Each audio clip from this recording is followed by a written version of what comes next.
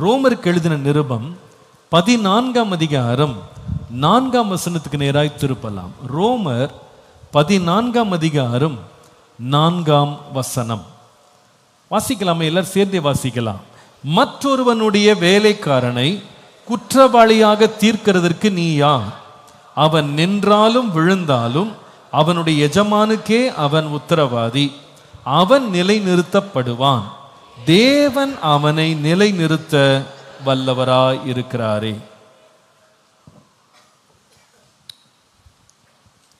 இந்த வசனத்தின் முழு பகுதியையும் இன்றைக்கு நம்ம தியானிக்க போகிறது இல்லை. கடைசி வரியை மட்டும் ஆழமாய் தியானிப்பதற்கு கர்த்தர் என்னை வழி நடத்தினார். கடைசி வரி, தேவன் அவனை நிலைநிறுத்த வல்லவராயிருக்கிறார்.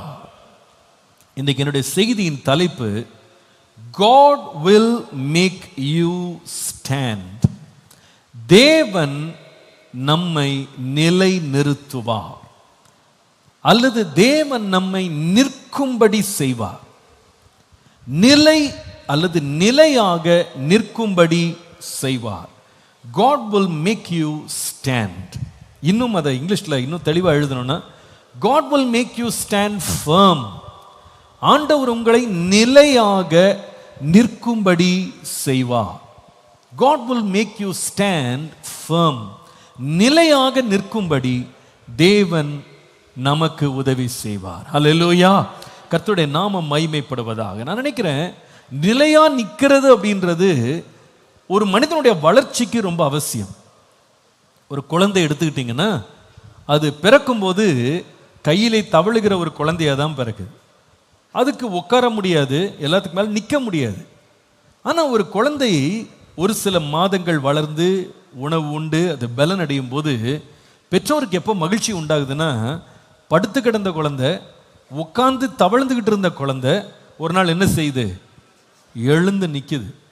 ஒவ்வொரு தாய்க்கும் தகப்பனுக்கும் இந்த ஒரு ஒரு நாள் ஒன்று அவங்க லைஃப்பில் மறக்கவே மாட்டாங்க. என் பிள்ளை இன்னைக்கு என்ன பண்ணிட்டான்? நின்னுட்டான். அவனா நின்னான், பேலன்ஸ் பண்ணி என்ன பண்ணான்? நின்னான். இன்னும் கொஞ்ச நாள் ஆன உடனே அப்படியே பயந்து நின்ன குழந்தை இப்போ என்ன செய்யுது? உறுதியாக நிற்கிது பாருங்க. ஐயோ, அது எவ்வளோ சந்தோஷம். அந்த உறுதியாக நின்ன பிறகு தான் நமக்கு தெரியுது, இனிமேல் என் பிள்ளை என்ன பண்ணலாம்?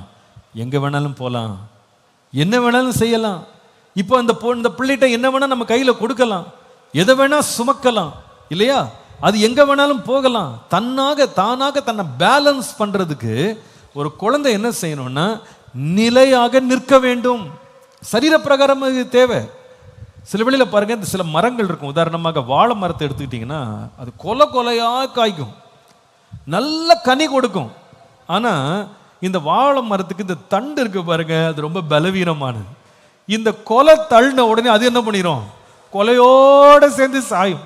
அப்போ அவங்க என்ன செய்வாங்கன்னா, நிறைய பேர் நம்ம ஊரில் பண்ணுறதுல என்னது, 2 கட்டையை கொண்டு வச்சு என்ன பண்ணுவாங்க, அந்த வாழை மரம் சாஞ்சிராமல் இருக்கிறதுக்கு என்ன பண்ணுவாங்க, அதுக்கு ஒரு தடுப்பை ஒன்று ஒரு ஊன்றுகோலை கொடுத்த உடனே அந்த மரம் தொடர்ந்து நிற்கும், தொடர்ந்து வாழும், தொடர்ந்து கனி கொடுக்கும். அந்த வாழை மரம் மட்டும் அந்த கொலையை தள்ளும்போது வெயிட்டில் சாஞ்சு மடிஞ்சு விழுந்துருச்சுன்னா அவ்வளோதான். அந்த கனி முதிர்ச்சி அடையாது, தொடர்ந்து அது கனி கொடுக்காது, அது ஆசீர்வாதமாக நிற்க முடியும். அப்போ நின்னாதான் அது என்ன செய்ய முடியும்? பலனை தொடர்ந்து என்ன பண்ண முடியும்? கொடுக்க முடியும். அப்புறம் மரமும் நிற்கணும், மனுஷன் நிற்கணும், மரம் நின்னாதான் அதுலேருந்து பலன் வரும். ஒரு கட்டடத்தை எடுத்து கொடுங்க. ஒரு கட்டடத்தை கட்டும்போது அந்த கட்டடத்தை ஆரம்ப கட்டங்களில் நிற்க வைக்கிறதுக்கு எவ்வளோ பாடுபடுறாங்கன்றது நீங்கள் கவனிப்பீங்க. அதுக்கு என்ன பண்ணுவாங்கன்னா, ஒரு ஸ்ட்ரக்சரை கட்டி அதில் பில்டிங் சப்போர்ட் ஆகிறதுக்கு என்ன பண்ணுவாங்கன்னா, பலவிதமான உபகரணங்களை செய்து அந்த கட்டிடம் நிலையாக நிற்பதற்கு உதவி செய்வாங்க இல்லையா? ஸ்கஃபோல்டிங்னு சொல்லுவாங்க. இந்த ஸ்கஃபோல்டிங் வச்சு என்ன பண்ணுவாங்கன்னா, இந்த சாரம் கட்டுறதுன்னு சொல்கிறாங்க பார்த்தீங்களா, அந்த பில்டிங்கை நிற்க வைக்கிறதுக்கு அவங்க என்னென்ன சப்போர்ட் சிஸ்டம்லாம் கொடுக்க முடியுமோ கொடுக்க வச்சு, அந்த பில்லர் நிற்கிறதுக்கு, மேலே இருக்க ரூஃப் நிற்கிறதுக்கு எப்படியெல்லாம் சப்போர்ட் பண்ண முடியுமோ சப்போர்ட் பண்ணி வைப்பாங்க. ஆனால் ஒரு 21 நாள் கழித்து, ஒரு 14 நாள் கழித்து அந்த சப்போர்ட்லாம் எடுக்கும்போது ஒரு கட்டிட நிபுணருக்கோ அல்லது ஓனருக்கோ எப்போ சந்தோஷம் வரும்னா, பில்டிங் என்ன செய்யணும் சொல்லுங்க?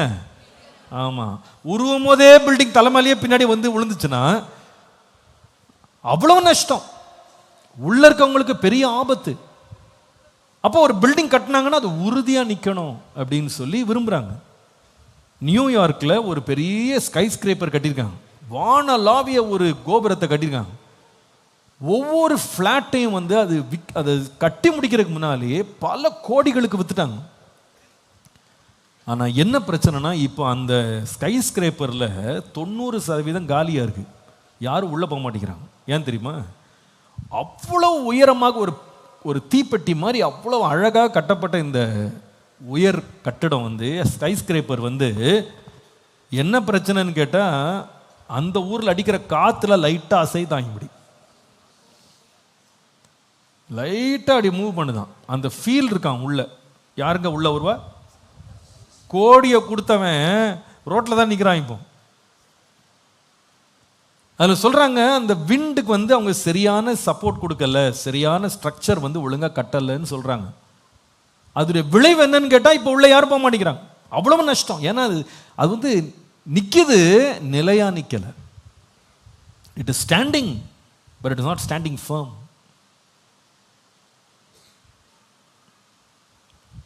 சில வேளை குளங்களை பாருங்க, அதில் பல மில்லியன் லிட்டருக்கு தண்ணியை வந்து நிரப்புறாங்க. அல்லது மழையில் நிரம்புது, வெள்ள நேரங்களில் நிரம்புது. ஆனால் இதெல்லாம் அந்த தண்ணி வந்து நமக்கு ஆசீர்வாதமாக இருக்கணும்னா அதை சுற்றி இருக்கிற கரை என்ன செய்யணும்? நிலையாக நிற்கணும். அந்த கரை வந்து உறுதியாக நிற்கலை அப்படின்னா தண்ணி முழுசு எங்கே வந்துடும்? ஊருக்குள்ளே வந்துடும். எந்த தண்ணி குடிக்கிறக்கா அவன் அவன் சேர்த்து வச்சானோ அந்த தண்ணியை மனுஷன் என்ன பண்ணிடும்? கொண்டு போட்டுரும். வீடுகளெல்லாம் தண்ணிக்குள்ளே அமழ்த்திடும். சில வேளையில் சில இடங்களில் நீங்கள் படத்தில் பார்க்கறது போல ஒரு பெரிய பட்டணம் இருக்கும், ஆனால் அது வந்து கடற்கரை ஓரமாக இருக்கும். அந்த கடற்கரை பார்த்தீங்கன்னா அந்த இடத்துல அலைகள் வந்து மோதி அடிக்கும். அந்த பட்டணம் இன்னும் தொடர்ந்து உயிரோடு வாழணும், மக்கள்லாம் பாதுகாப்பாக இருக்கணும்னா அதுக்கு ஒரு மதில் சுவரை கட்டுவாங்க. பாறைகளை போட்டு மதிலை கட்டுவாங்க. அந்த மதில் மட்டும் ஸ்ட்ராங்காக இல்லை, அவ்வளோதான், பட்டணம் முழுகிரும். எல்லாமே எப்படி இருக்கணும்னா உறுதியாக இருக்கணும். the more firm it is, the more safe it is.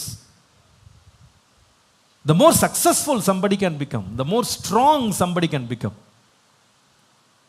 நம்முடைய வாழ்க்கையில் வந்து வெற்றியுள்ள வாழ்க்கைக்கு, ஸ்திரமான வாழ்க்கைக்கு, நம்ம வந்து நல்ல பயனுள்ள வாழ்க்கைக்கு, செழிப்பான வாழ்க்கைக்கு நிற்கிறது இல்லை, உறுதியாக நிற்க வேண்டும். எல்லாம் சொல்லுங்க, உறுதியாக நிற்க. வேதம் சொல்லுது ஆவிக்குரிய வாழ்க்கைக்கும் இது ரொம்ப முக்கியம். காற்றுகளால் அடிபடுகிற ஒரு பதரை போல நம்ம மாறிடக்கூடாது. 1 சங்கீதம் 4 வாசிக்கிறோம், துன்மார்க்கரோ அப்படி இராமல் காற்று பறக்கடிக்கும் பதரை போல இருக்கிறாங்க. அவங்க ஒரு இடத்துல நிலையா நிற்க மாட்டாங்க. இந்த பதர் காஞ்சி போன இலையெல்லாம் பார்த்தீங்கன்னா ஒரு நாள் இப்படி இருக்கிற மாதிரி இருக்கும், அடுத்த நிமிஷம் பார்த்தீங்கன்னா காற்று அடித்தா உடனே அது வேற ஒரு இடத்துக்கு பறந்து போயிடும். ஆனால் 3 படிக்கும்போது இந்த ஆசீர்வதிக்கப்பட்ட மனுஷன் யார் என்று சொன்ன, நீர்க்கால்களின் ஓரமாய் நடப்பட்டவன். அந்த நடப்பட்ட நிலையான நிலையில் அவன் இருக்கிறதுனால காலத்தில் கனி கொடுக்கிறான், இலை உதிராது இருக்கிற மரத்தை போல இருக்கிறான். அவன் செய்வதெல்லாம் இதெல்லாம் நடக்கணும்னா அவன் ஃபர்ஸ்ட் நிற்கணும்.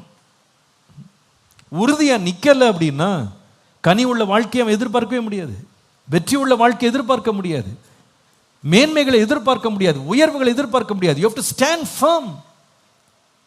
நம்முடைய தேவன் யார்னா நிலை நிறுத்த வல்லவராய் இருக்கிறார். எல்லாரும் சொல்லுங்க, யார் அவர்? ஹல்லேலூயா. கர்த்தர் நம்மை நிலையாக நிற்க பண்ணுவார். வாயை திறந்து 2 கையை உயர்த்தி சொல்லுங்க, கர்த்தர் நம்மை நிலையாக நிற்க பண்ணுவார். நல்ல வாயை திறந்து ஒரு முறை சொல்லுங்க, கர்த்தர் நம்மை நிலையாக நிற்க பண்ணுவார். God will make us stand firm. நிலையாக நிற்கும்படி தேவன் நமக்கு உதவி செய்வார். இன்றைக்குள்ள செய்தி. வேதத்தை நாம் படிக்கும்போது எழுத்தின் பிரகாரமாகவே, அதாவது சரீர பிரகாரமாகவே நிற்க முடியாமல் இருந்த மக்களை தம்முடைய வல்லமையினால் தேவன் நிலை நிறுத்தி இருக்கிறார். சில உதாரணங்களை காண்பிக்க விரும்புகிறேன். நீங்கள் அப்போஸ்தலர் நடபடிகள் 4 படிக்கும்போது அங்கே பிறவியிலிருந்து தாயின் வயிற்றிலே பிறந்தது நாள் முதல் 40 வயசாகியும் ஒரு நாளும் நிக்காம இருந்த ஒரு முடவன் அலங்கார வாசல்ல உட்கார்ந்திருந்தான். அவன் பிச்சை எடுத்து கொண்டிருந்தான் என்று வேதம் சொல்லுகிறது. ஆனால் அவனை பேதுரும் யோவானும் சந்தித்த பொழுது இயேசுவின் நாமத்தினால் அவனை எழுப்பினாங்க. 10ஆம் வசனத்தில் சொல்லுகிறாங்க பாருங்க, உங்களால் சிலுவையில் அறையப்பட்டவரும் தேவனால் மரித்தோரிலிருந்து எழுப்பப்பட்டவருமாயிருக்கிற நஸ்ரனாகிய இயேசு கிறிஸ்துவின் நாமத்தினாலேயே இவன் உங்களுக்கு முன்பாக சொஸ்தமாய், சொல்லுங்க, சொஸ்தமாய் என்ன செய்தான்? நிற்கிறான் என்ற உங்கள் எல்லாருக்கும் இஸ்ரவேல் ஜனங்களுக்கும் தெரிந்திருக்க கடவுள். இங்க நடந்த அற்புதமே என்னன்னா, 40 வருஷமா இவனை பார்க்குறாங்கங்க. பிறந்ததுலேருந்து இவன் ஒரு நாள் நின்னது கிடையாது. உட்கார்ந்த கதியாவே இருக்கிறான்னா கால் 2 முடமா இருக்கு அவனுக்கு. ரொம்ப பரிதாபம் இல்லையா? அது ரொம்ப கஷ்டமான ஒரு நிலை. கால் இருக்கு, சரீரத்தில் கால் இருக்கு, ஆனால் கால் வேலை செய்யல, கால் நிற்க மாட்டேங்குது, அவனால் சொந்தமாக நிற்க முடியல.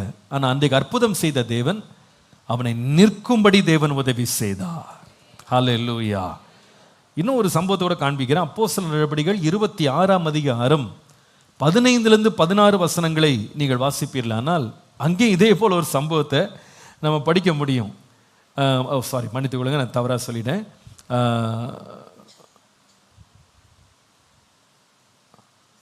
நிற்கிறது அப்படின்றது வந்து அப்போஸ்தலர் நடபடிகள் 5:25 படிக்கும்போது அங்கே நாம் வாசிக்கிறோம், இந்த அப்போஸ்தலர்களை சுவிசேஷம் அறிவிக்கக்கூடாது தடை பண்ணி கொண்டு காவலில் போட்டாங்க. அப்போஸ்தலர் நடபடிகள் 5:25 வேதம் சொல்லுகிறது, ஒருவன் ஓடி வந்து சொன்னானா, நீங்கள் காவலில் வைத்த மனுஷர் தேவாலயத்தில் நின்று ஜனங்களுக்கு போதகம் பண்ணுகிறார்கள் என்று அறிவித்தான். இவங்க யாருன்னா, முந்தின வசனம் படிச்சீங்கன்னா அவங்கள காவலில் போட்டு வச்சிருந்தாங்க, சுவிசேஷம் அறிவிக்கக்கூடாதுன்னு சொன்னாங்க. ஆனால் தேவ தூதன் வந்து போய் நீங்கள் தேவாலயத்தில் போய் பிரசங்கம் பண்ணுங்கன்னு சொல்லி சொன்னதுனால பயப்படாமல் ஒளியாமல் முடங்கி கிடக்காம வந்து நின்று சுவிசேஷத்தை சத்துருக்களுக்கு முன்பாக தைரியமாக பிரசங்கிங்கிறது கர்த்தர் பலன் தந்தார். உலகம் அவர்களை முடக்க நினைத்தது, அவங்கள வந்து உட்கார வைக்கணும்னு நினைச்சது. ஆனால் தேவ கிருபை அவர்கள் மேல் இருந்து, தேவ தயவு அவர்கள் மேல் இருந்ததுனால, கர்த்தர் கொடுத்த தைரியத்தினால ஒரு ஹாஸ்டைல் என்விரான்மெண்ட்டில் அவங்களுக்கு சுவிசேஷம் அறிவிக்கிறதுக்கு சரியான சூழ்நிலை இல்லாத இடத்துல கூட அவங்க நின்று கர்த்தருடைய சுவிசேஷத்தை அறிவிக்கிறது. கர்த்தர் சுவிசேஷத்தை அறிவிக்க அந்த சீஷர்களுக்கு என்ன செய்தார்? தேவன் கிருபையாக உதவி செய்தார். அப்போஸ்தலர் நடபடிகள் 26ஆம் அதிகாரம் 15 16 வசனங்களை படிப்பீங்களானா, அங்கே சபை பாழாக்கி கொண்டிருந்த பவுல் என்ற இந்த மனுஷன் என்கிற வாலிபன் வந்து இன்னும் அதிகமாக துன்பத்தை வருவிக்கிறதுக்காக கடிதங்கள்லாம் வாங்கிட்டு ஒரு பெரிய கூட்டத்தோடு அவன் தமஸ்கு பட்டணத்துக்கு போன போது போகிற வழியிலேயே சடுதி ஒளியினால் தேவனால் சந்திக்கப்பட்டார்.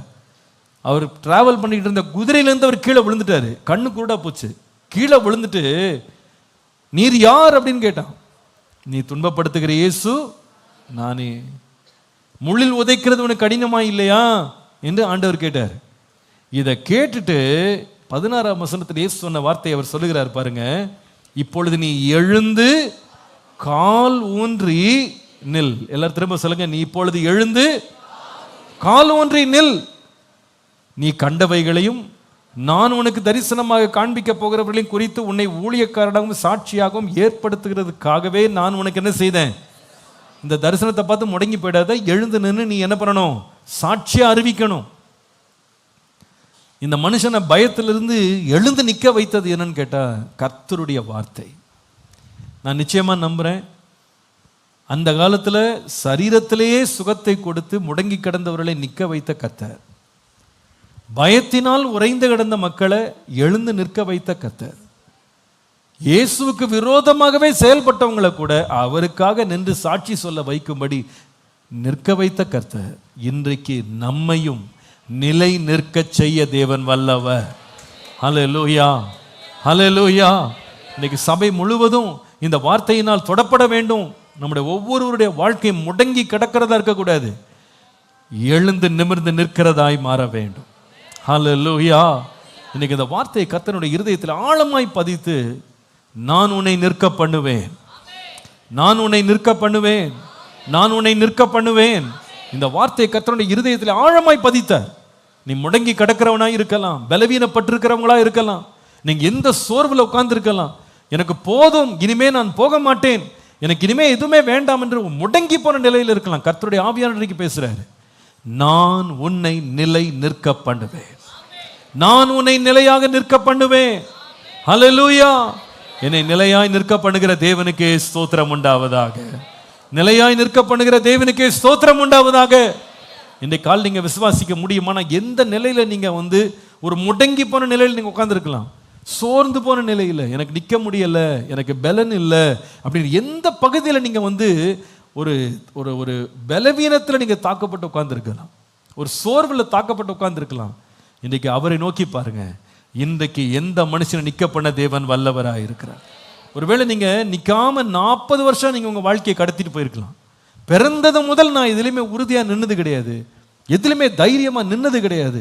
ஒரு மிரட்டலுக்கு பயந்து உட்காந்துருவேன், ஒரு எதிர்ப்பை கண்டா நான் மிரண்டு உட்காந்துருவேன். எனக்கு முன்பாக தேவன் வைத்திருக்கிற தரிசனங்களை நிறைவேற்றதுக்கு நிற்கிறதுக்கு எனக்கு தைரியம் கிடையாது. சொல்றீங்களா? அன்னைக்கு பவுலை தரிசனம் தந்து நிற்க வைத்து உலகமெங்கும் கொண்டு போன கர்த்தர் உங்களை நிற்க வைக்க வல்லவராய் இருக்கிறார். ஹல்லேலூயா. பயந்து போய் முடங்கி கிடந்த சீஷர்களை சிறைச்சாலிருந்து விடுதலையாக்கி தேவனுக்காக தேவாலயத்தில் நின்று கர்த்தருடைய நாமத்தை மகிமைப்படுத்தும்படி உதவி செய்த கர்த்தர் இன்றைக்கு நமக்கு உதவி செய்வார். நம்மைய நிலை நிற்க பண்ண தேவன் வல்லவர். 3 பகுதிகளில் கர்த்தருடைய அனுக்கிரகம் நம்ம மேல் இருக்கும்போது நம்ம நிற்க முடியும், நிலையாக நின்று தேவனுடைய நாமத்தை மகிமைப்படுத்த முடியும். முதலாவது எபேசியருக்கு எழுதின நிருபம் 6ஆம் அதிகாரம் 13ஆம் வசனத்தை பாருங்கள். எபேசியர் 6ஆம் அதிகாரம் 13ஆம் வசனம். ஆகையால் தீங்கு நாளிலே அவைகளை நீங்கள் எதிர்க்கவும் சகலத்தையும் செய்து முடித்தவர்களாய் நிற்கவும் திராணி உள்ளவர்களாகும்படிக்கு தேவனுடைய சர்வாயுத வர்க்கத்தை எடுத்துக்கொள்ளுங்கள். சேர்த்து இன்னொரு முறை வாசிக்கலாமா? எல்லாரும் வாசிப்போம். ஆகையால் தீங்கு நாளிலே அவைகளை நீங்கள் எதிர்க்கவும் சகலத்தையும் செய்து முடித்தவர்களாய் நிற்கவும் திராணி உள்ளவர்களாகும்படிக்கு தேவனுடைய சர்வாயுத வர்க்கத்தையும் எடுத்துக்கொள்ளுங்கள். தீங்கு நாளிலே அவைகளை நீங்கள் எதிர்க்கவும். எவைகளை? எவைகளை? அவைகளேனா எவைகளை? எவைகளை என்று கண்டுபிடிக்கணும் அப்படின்னா 12ஆம் வசனத்தை பாருங்க, அல்லது 11லிருந்து 12 வாசிக்கலாமே. 11 இப்ப வாசிங்க பார்ப்போம். நீங்கள் பிசாசின் தந்திரங்களோடு எதிர்த்து நிற்க திராணி உள்ளவர்களாகும்படி தேவனுடைய சர்வாயுத வர்க்கத்தை, அவைகளை எதிர்த்து நிற்க திராணி உள்ளவர்களாகும்படினா எவைகள்னா பிசாசினுடைய தந்திரங்களோடு எதிர்த்து நிற்கணும். அதற்கு தந்திரங்கள்ல நீங்க விழுந்துராம எதிர்த்து நிற்கணும். ஏன்னா இந்த பிசாசோடு தான் நமக்கு போராட்டம் இருக்குன்ற 12ஆம் வசனத்தில் படிக்கிறோம் பாருங்க.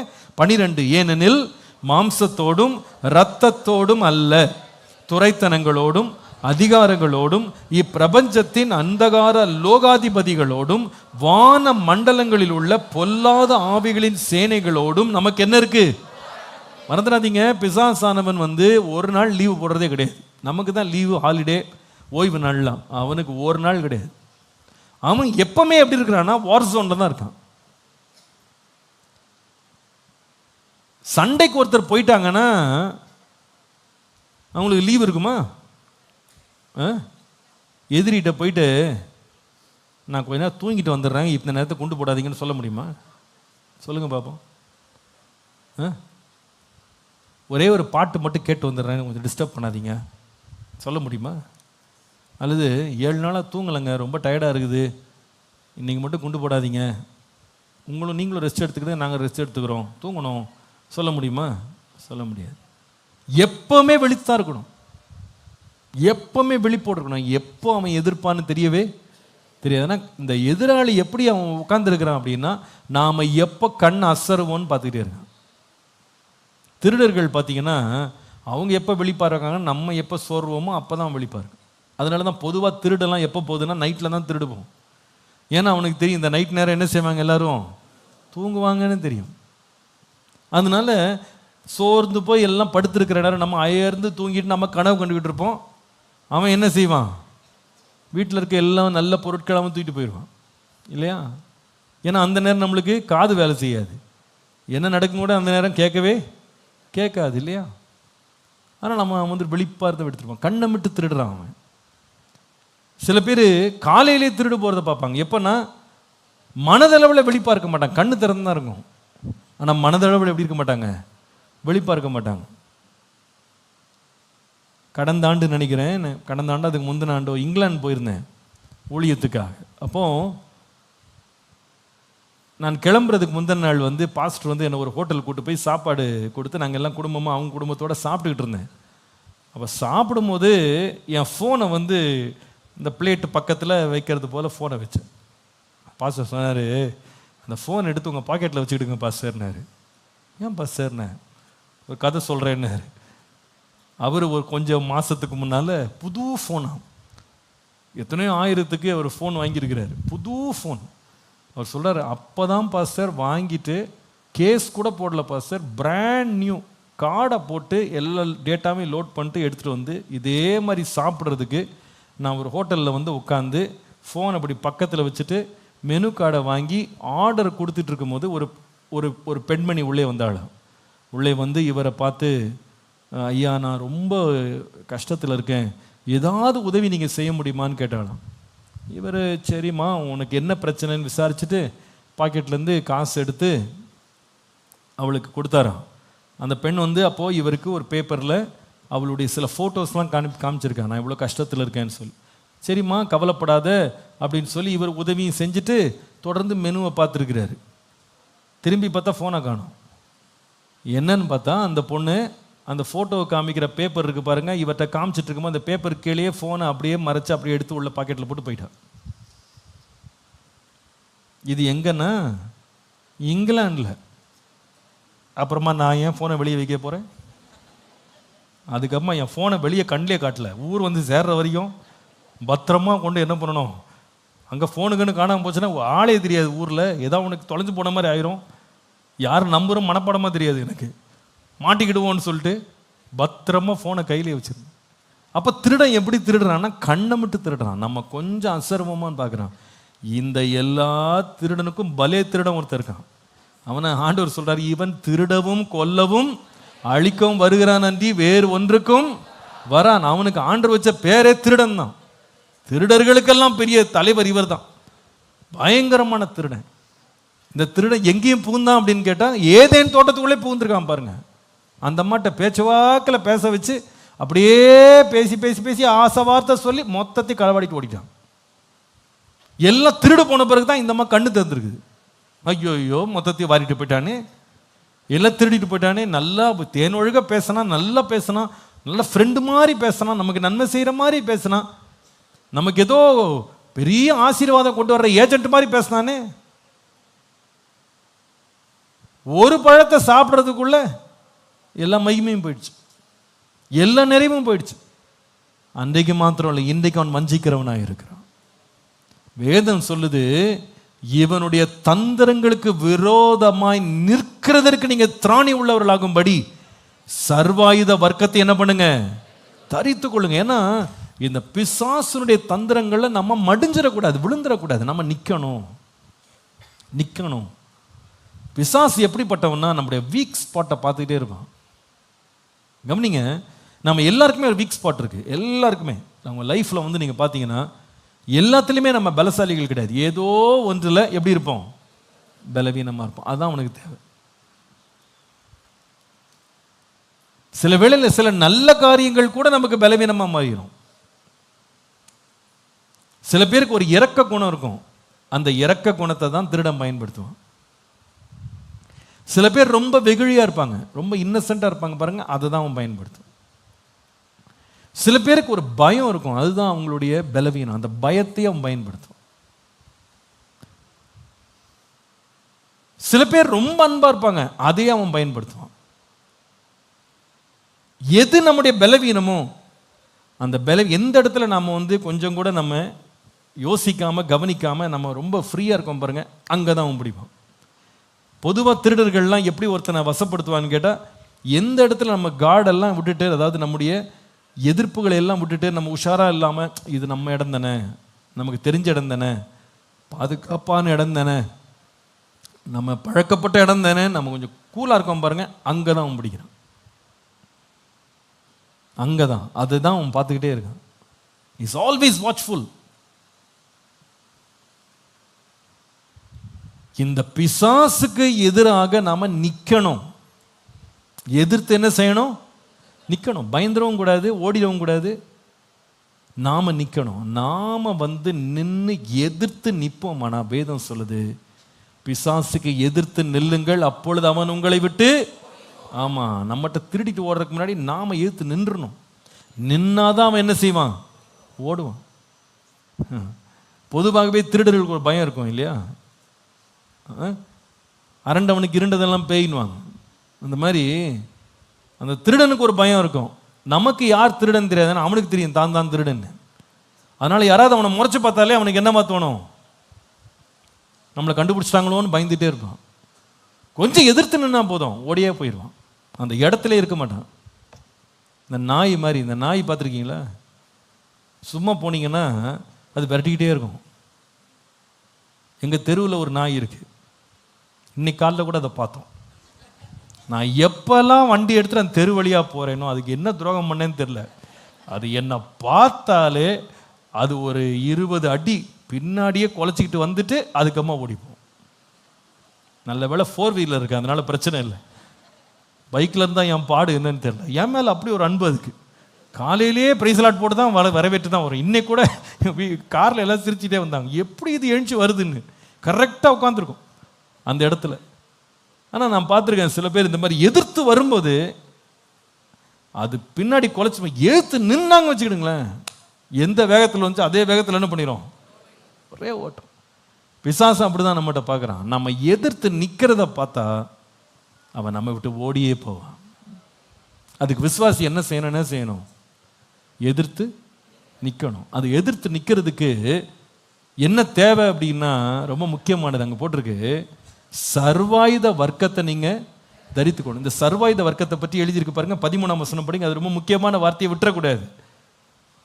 சகலத்தையும் வாசிங்க. தீங்கு நாளிலே அவைகளைன்றது இந்த பிசாசனுடைய தந்திரங்களை எதிர்க்கவும் சகலத்தையும் செய்து முடித்தவர்களாய் நிற்கவும் திராணி அல்லது பலம் உள்ளவர்களாய் இருக்கிறதற்கு யாருடைய சர்வாயுத வர்க்கம்? அல்லேலூயா.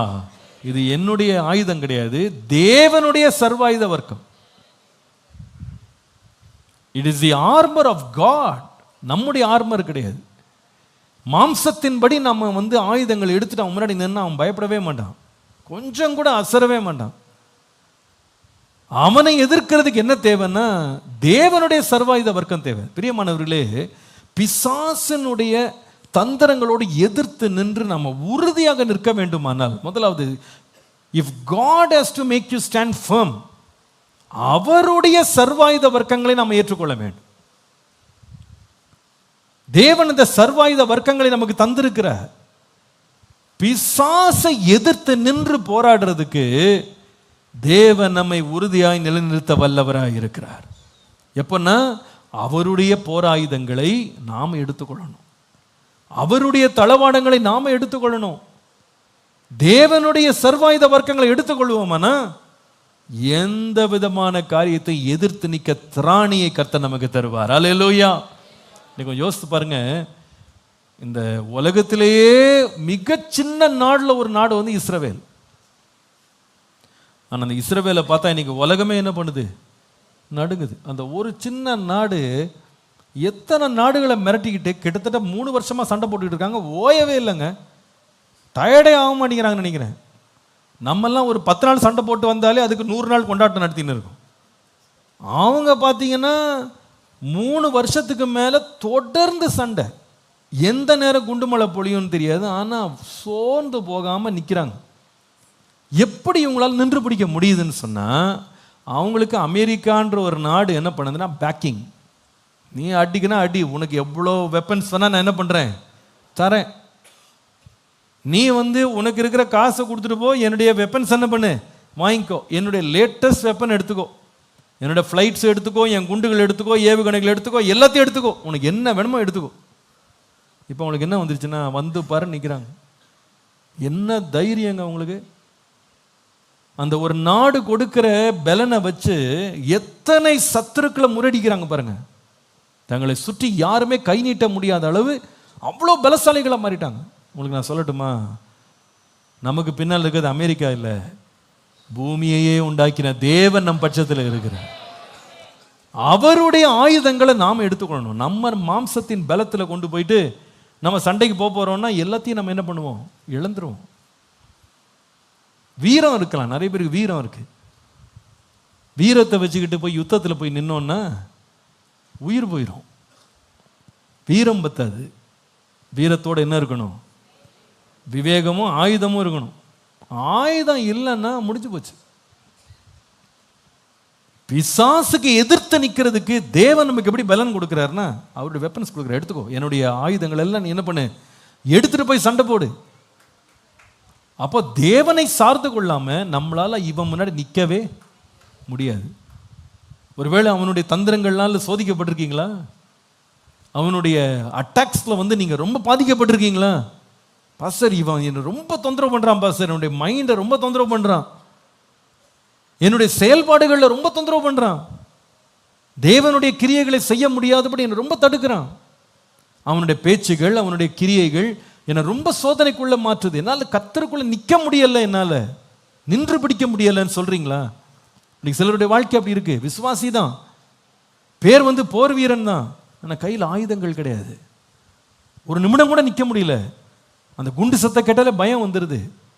அந்த பிரச்சனையை கடந்து வரும்போதே பயம் வந்துடுது. அந்த போராட்டத்தை நிற்கிறதுக்கு தைரியம் கிடையாது. நான் உனக்கு அன்பா சொல்லுவேன், தேவனுடைய சர்வாயுத வர்க்கத்தை கையில் எடுத்துக்கொள்ளுங்க. இன்றைக்கு ஆண்டவரே, நான் உம்முடைய சர்வாயுத வர்க்கத்தை எடுத்துக்கொண்டு நான் போராடி நிற்கிறதுக்கு எனக்கு கிருபை தாங்க. இந்த திராணி உள்ளவர்களாக இருக்க எனக்கு கிருபை தாங்க ஆண்டவரே. உம்முடைய போர் ஆயுதங்களை எடுத்துக்கொள்ள கிருபை தாங்க. உம்முடைய போர் ஆயுதங்களை எடுத்துக்கொள்ள கிருபை தாங்க.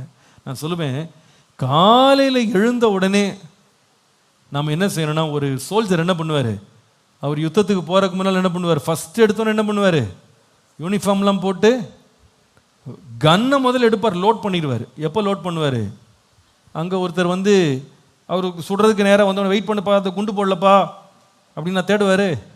என்ன பண்ணுவார், சத்துருவை இவர் சந்திக்கிறதுக்கு முன்னால் இவர் முதல்ல என்ன ஆயிடுவார், லோட் பண்ணிடுவார், ஃபுல்லாக லோடடாக இருப்பார். ஏன்னா எந்த நேரம் யார் எந்த திசையிலேருந்து வருவான்னு தெரியாது. அதே போல் தேவனுடைய பிள்ளைங்க காலையில் எழுந்த உடனே உங்களை லோட் பண்ணிக்கிடுங்க. ஆண்டவர் சொல்கிறார், முழு வெப்பன்ஸ் ஒன்று கொடுத்துருக்கேன், தலைச்சீராலேருந்து பாதரட்சை வரைக்கும் ரெடியாக இருக்கு, எல்லாத்தையும் எடுத்துக்கோ, என் இன்வென்ட்ரி ஃபுல்லாக உனக்கு நான் தர்றேன், எல்லாத்தையும் எடுத்துக்கோ, பட்டயத்தை எடுத்துக்கோ, கேடகத்தை எடுத்துக்கோ, மார்க் கவசத்தை எடுத்துக்கோ, பாதரட்சி எடுத்துக்கோ, ஹெல்மெட் எடுத்துக்கோ, எல்லாத்தையும் பெல்ட் எடுத்துக்கோ, எல்லாம் ரெடியாக இருக்கு, எல்லாமே ரெடியாக இருக்கு. நீ என்ன செய்யணும்னா, நான் உனக்காக ஆயத்தம் பண்ணி வைத்திருக்கிற தளவாடங்களை உனக்கு தான் வச்சிருக்கேன், எல்லாத்தையும் எடுத்துக்கோ. காலையிலே நம்ம லோட் பண்ணிடணும்.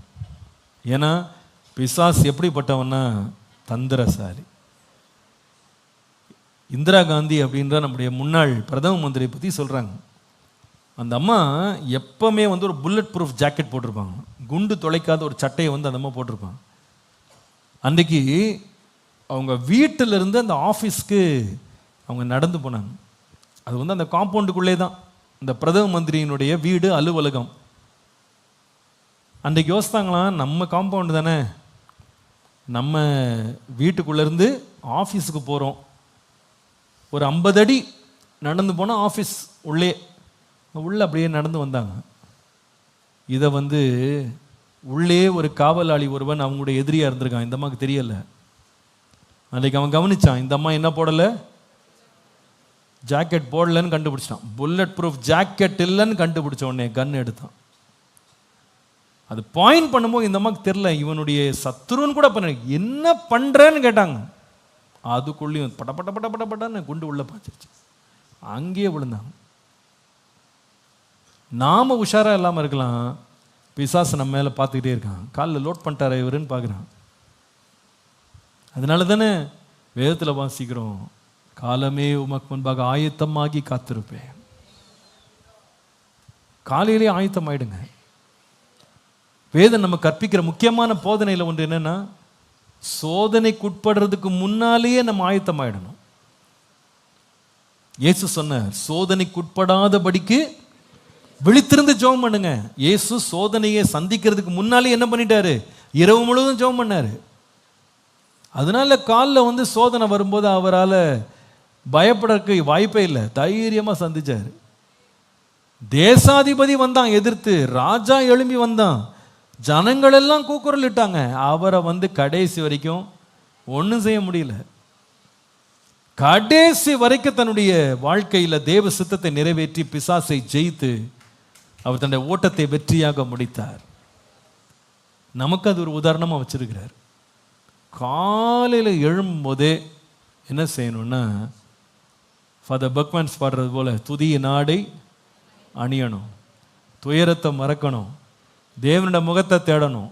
காலையிலே சொல்லிடணும், ஆண்டவரே இந்த நாளில் என் பரிசுத்தத்தை காத்துக்கொள்ள, ஆண்டவரே நீதியில் நடக்க, சத்தியத்தை பின்பற்ற, உமக்காக உண்மையாக வாழ்கிறதுக்கு இன்னைக்கு எனக்கு விரோதமாக எழும்பி வருகிற எல்லா விதமான சூழ்ச்சிகள், எல்லா விதமான சோதனைகளை எதிர்த்து நிற்க திராணி உள்ளவனாக இருக்கும்படிக்கு ஆண்டவரே ரட்சண்யம் என்னும் தலைச்சீராவை காலையிலே போட்டுக்கிறேன்ப்பா. நான் ரட்சிக்கப்பட்டவன், நான் ரட்சிக்கப்பட்டவன், ரட்சிக்கப்பட்ட ஜனமே உனக்கு ஒப்பானவன் யார்? விலையேற பெற்ற இயேசு கிறிஸ்துவின் ரத்தத்தினால் எனக்கு உண்டான ரட்சிப்பை நான் என் தலையின் மேல் நான் ஏற்றி கொள்கிறேன்.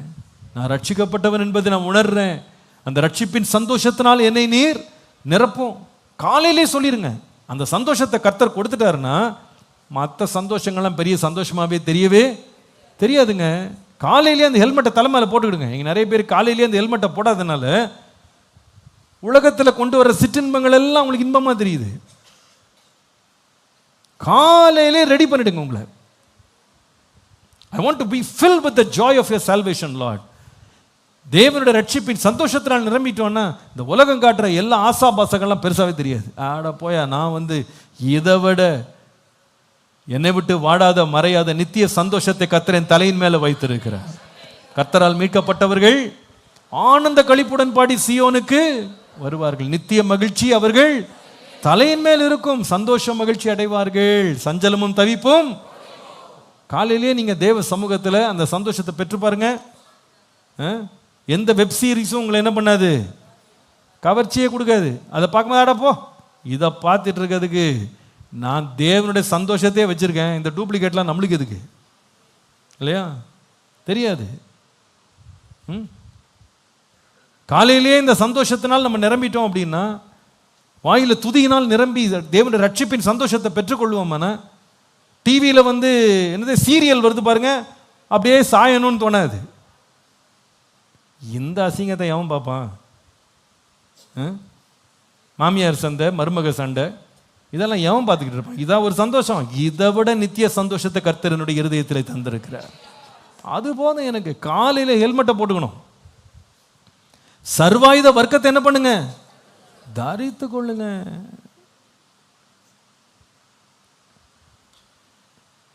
ஆண்டவரே எனக்கு நீங்க நிக்க வைக்கிறதுக்குன்னே எனக்கு கொடுத்துருக்கிறீங்க, அதுக்கு உமக்கு ஸ்தோத்திரம்ப்பா.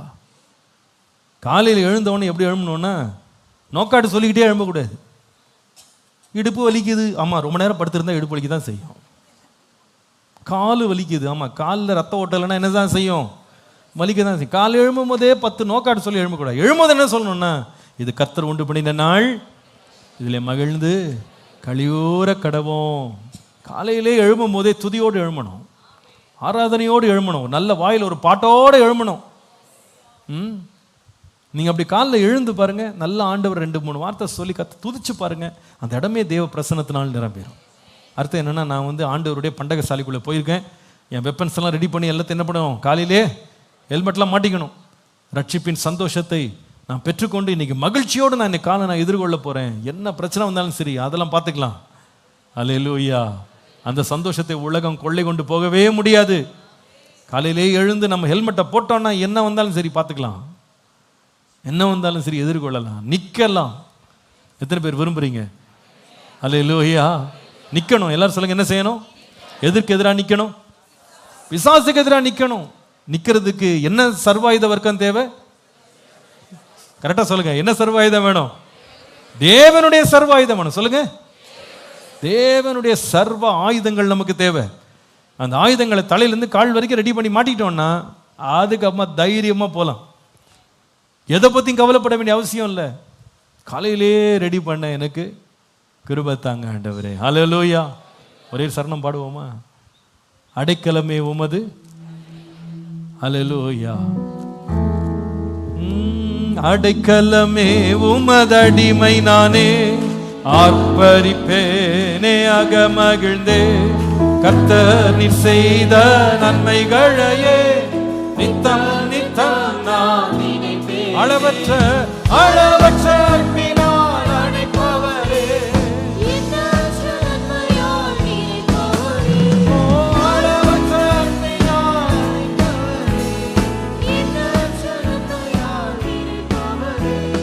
மாசில்லாத நேசரே, மகிமை பிரதாபா, மாசில்லாத நேசரே,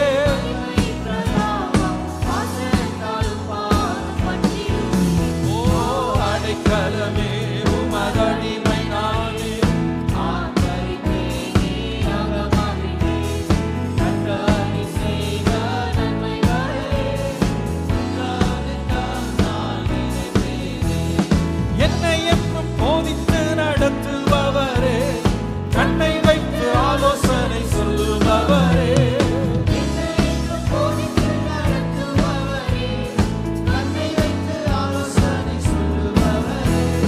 நடக்கும் வழிகளை காட்டுபவரே, கிருபை சூழ்ந்து கொள்ளுமே. நடக்கும் வழிகளை சூழ்ந்து கொள்ளுமே. அடைக்கலமே உமதடிமை நானே, ஆர்ப்பரிப்பேனே அகமகிழ்ந்தே, கர்த்தர் நீர் செய்த நன்மைகளையே நித்தம் நித்தம் நான் நினைப்பேனே. கர்த்தர் நீர் செய்த நன்மைகளையே நித்தம் நித்தம் நான் நினைப்பேனே. ஹல்லேலூயா. காலைல எழுந்து கண்டதையும் போட்டு கேட்காதீங்க, கண்டதையும் பார்க்காதீங்க. நம்ம சர்ச்சில் என்னென்னமோ முயற்சி எடுக்கிறோம். அதில் ஒரு முயற்சி என்னென்னா, ஏசி ஆவடி சாங்ஸ்ன்னு போங்க. அதில் போனால் எல்லா பழைய கீர்த்தனை பாமாலைகள்லாம் இப்போ போட்டுக்கிட்டே இருக்கும். கிட்டத்தட்ட 14-15 பாட்டு போட்டோம் நினைக்கிறேன். அது வரைக்கும் 16 பாட்டா, 16 சாங்ஸ். பரவாயில்ல, அப்டேட்டடாக இருக்கீங்க, வெரி குட். இந்த பாட்டெல்லாம் போட்டு கேளுங்களேன், அவ்வளோ மனசு குளிர்ச்சியாக இருக்கும், அவ்வளோ சந்தோஷமாக இருக்கும், இருதயத்தையும் மகிழ்விக்கும். அல்லது உங்களுக்கு ஒரு பிடிச்ச ஒரு ஆராதனை பாடலோடு காலைல ஆரம்பிங்க. எழும்புன உடனே நல்ல வாயை திறந்து ஆராதிங்க, வாயை திறந்து பாடுங்க. நான் பாடும்போது என் உதடுகளும் நீர் மீட்டு கொண்ட என் ஆத்துமாவும். காலையில் இந்த மகிழ்ச்சியினால் உங்களை நிரப்புங்க. நம்மை ரட்சித்ததே எதற்குன்னு சொன்னா, கர்த்தரை துதிப்பதற்காக. இந்த ஜனத்தை நான் எனக்கென்று ஏற்படுத்தினேன், இவர்களின் துதியை கர்த்தரால் மீட்கப்பட்டவர்கள் ஆனந்த களிப்புடன் பாடி சீயோனுக்கு வருவாங்க. நித்திய மகிழ்ச்சி அவர்கள் தலையின் மேல இருக்கும். பாடிங்க. நீங்க நிறைய பேருக்கு இந்த பாடுற பழக்கம் இல்லை. இங்க சர்ச்சில் கூட பாட சொன்னா முடங்கிட்டே தான் இருக்காங்க, வாயை திறக்க மாட்டேங்கிறாங்க. வீட்டில்னா வாய் வேற மாதிரி திறக்குது. சர்ச்சில் வந்து பாடுங்கன்னா ஃபுல் தியானத்தில் போயிடறாங்க. அப்படி போகாதீங்க, வாயை திறந்து பாடணும். எதுக்கு சர்ச்செல்லாம் ஆராதனைக்கு வாங்கன்னு சொல்லணும், வாயை திறந்து பாடுற பழக்கம் இருக்கணும். பிள்ளைங்களையும் வாயை திறந்து என்ன செய்யுங்க, பாட சொல்லுங்க. வாயை திறந்து பாடு. கர்த்தர் நமக்கு வாய் எது கொடுத்துருக்கிறார்? கர்த்தரை பாடுறது கொடுத்துருக்கிறார். நம்முடைய வாயை நன்மையினால் திருப்தி ஆக்கி இருக்கிறார். நல்ல பாடல்களை கொடுத்து நீங்க பாடி பாருங்களேன். நீங்க காலில் எழுந்து ஒரு 1-2 பாட்டு வாயினால் நீங்க பாடி பாருங்க. தேவ பிரசன்னம் உங்களுக்குள்ள இறங்குறது நீங்க பார்ப்பீங்க. அப்போ என்ன, ஹெல்மெட்டை போட்டோன்னு அர்த்தம். அந்த ரட்சிப்பை நான் அனுபவிக்கிறவனாக, ஆண்டவரே இன்னைக்கு எதிர்த்து வருகிற போராட்டங்களை நான் சந்திக்கிறதுக்கு எனக்குள்ள அந்த சந்தோஷத்தை தாரும். அப்போ சோதனைகள்லேருந்து நம்ம தப்பிச்சு ஓடிடலாம். மற்ற சந்தோஷம்லாம் பெருசாகவே நமக்கு தெரியாதுங்க. உள்ளத்தை தேவன் சந்தோஷத்தினால் நிரப்புகிறார். ஹல்லேலூயா.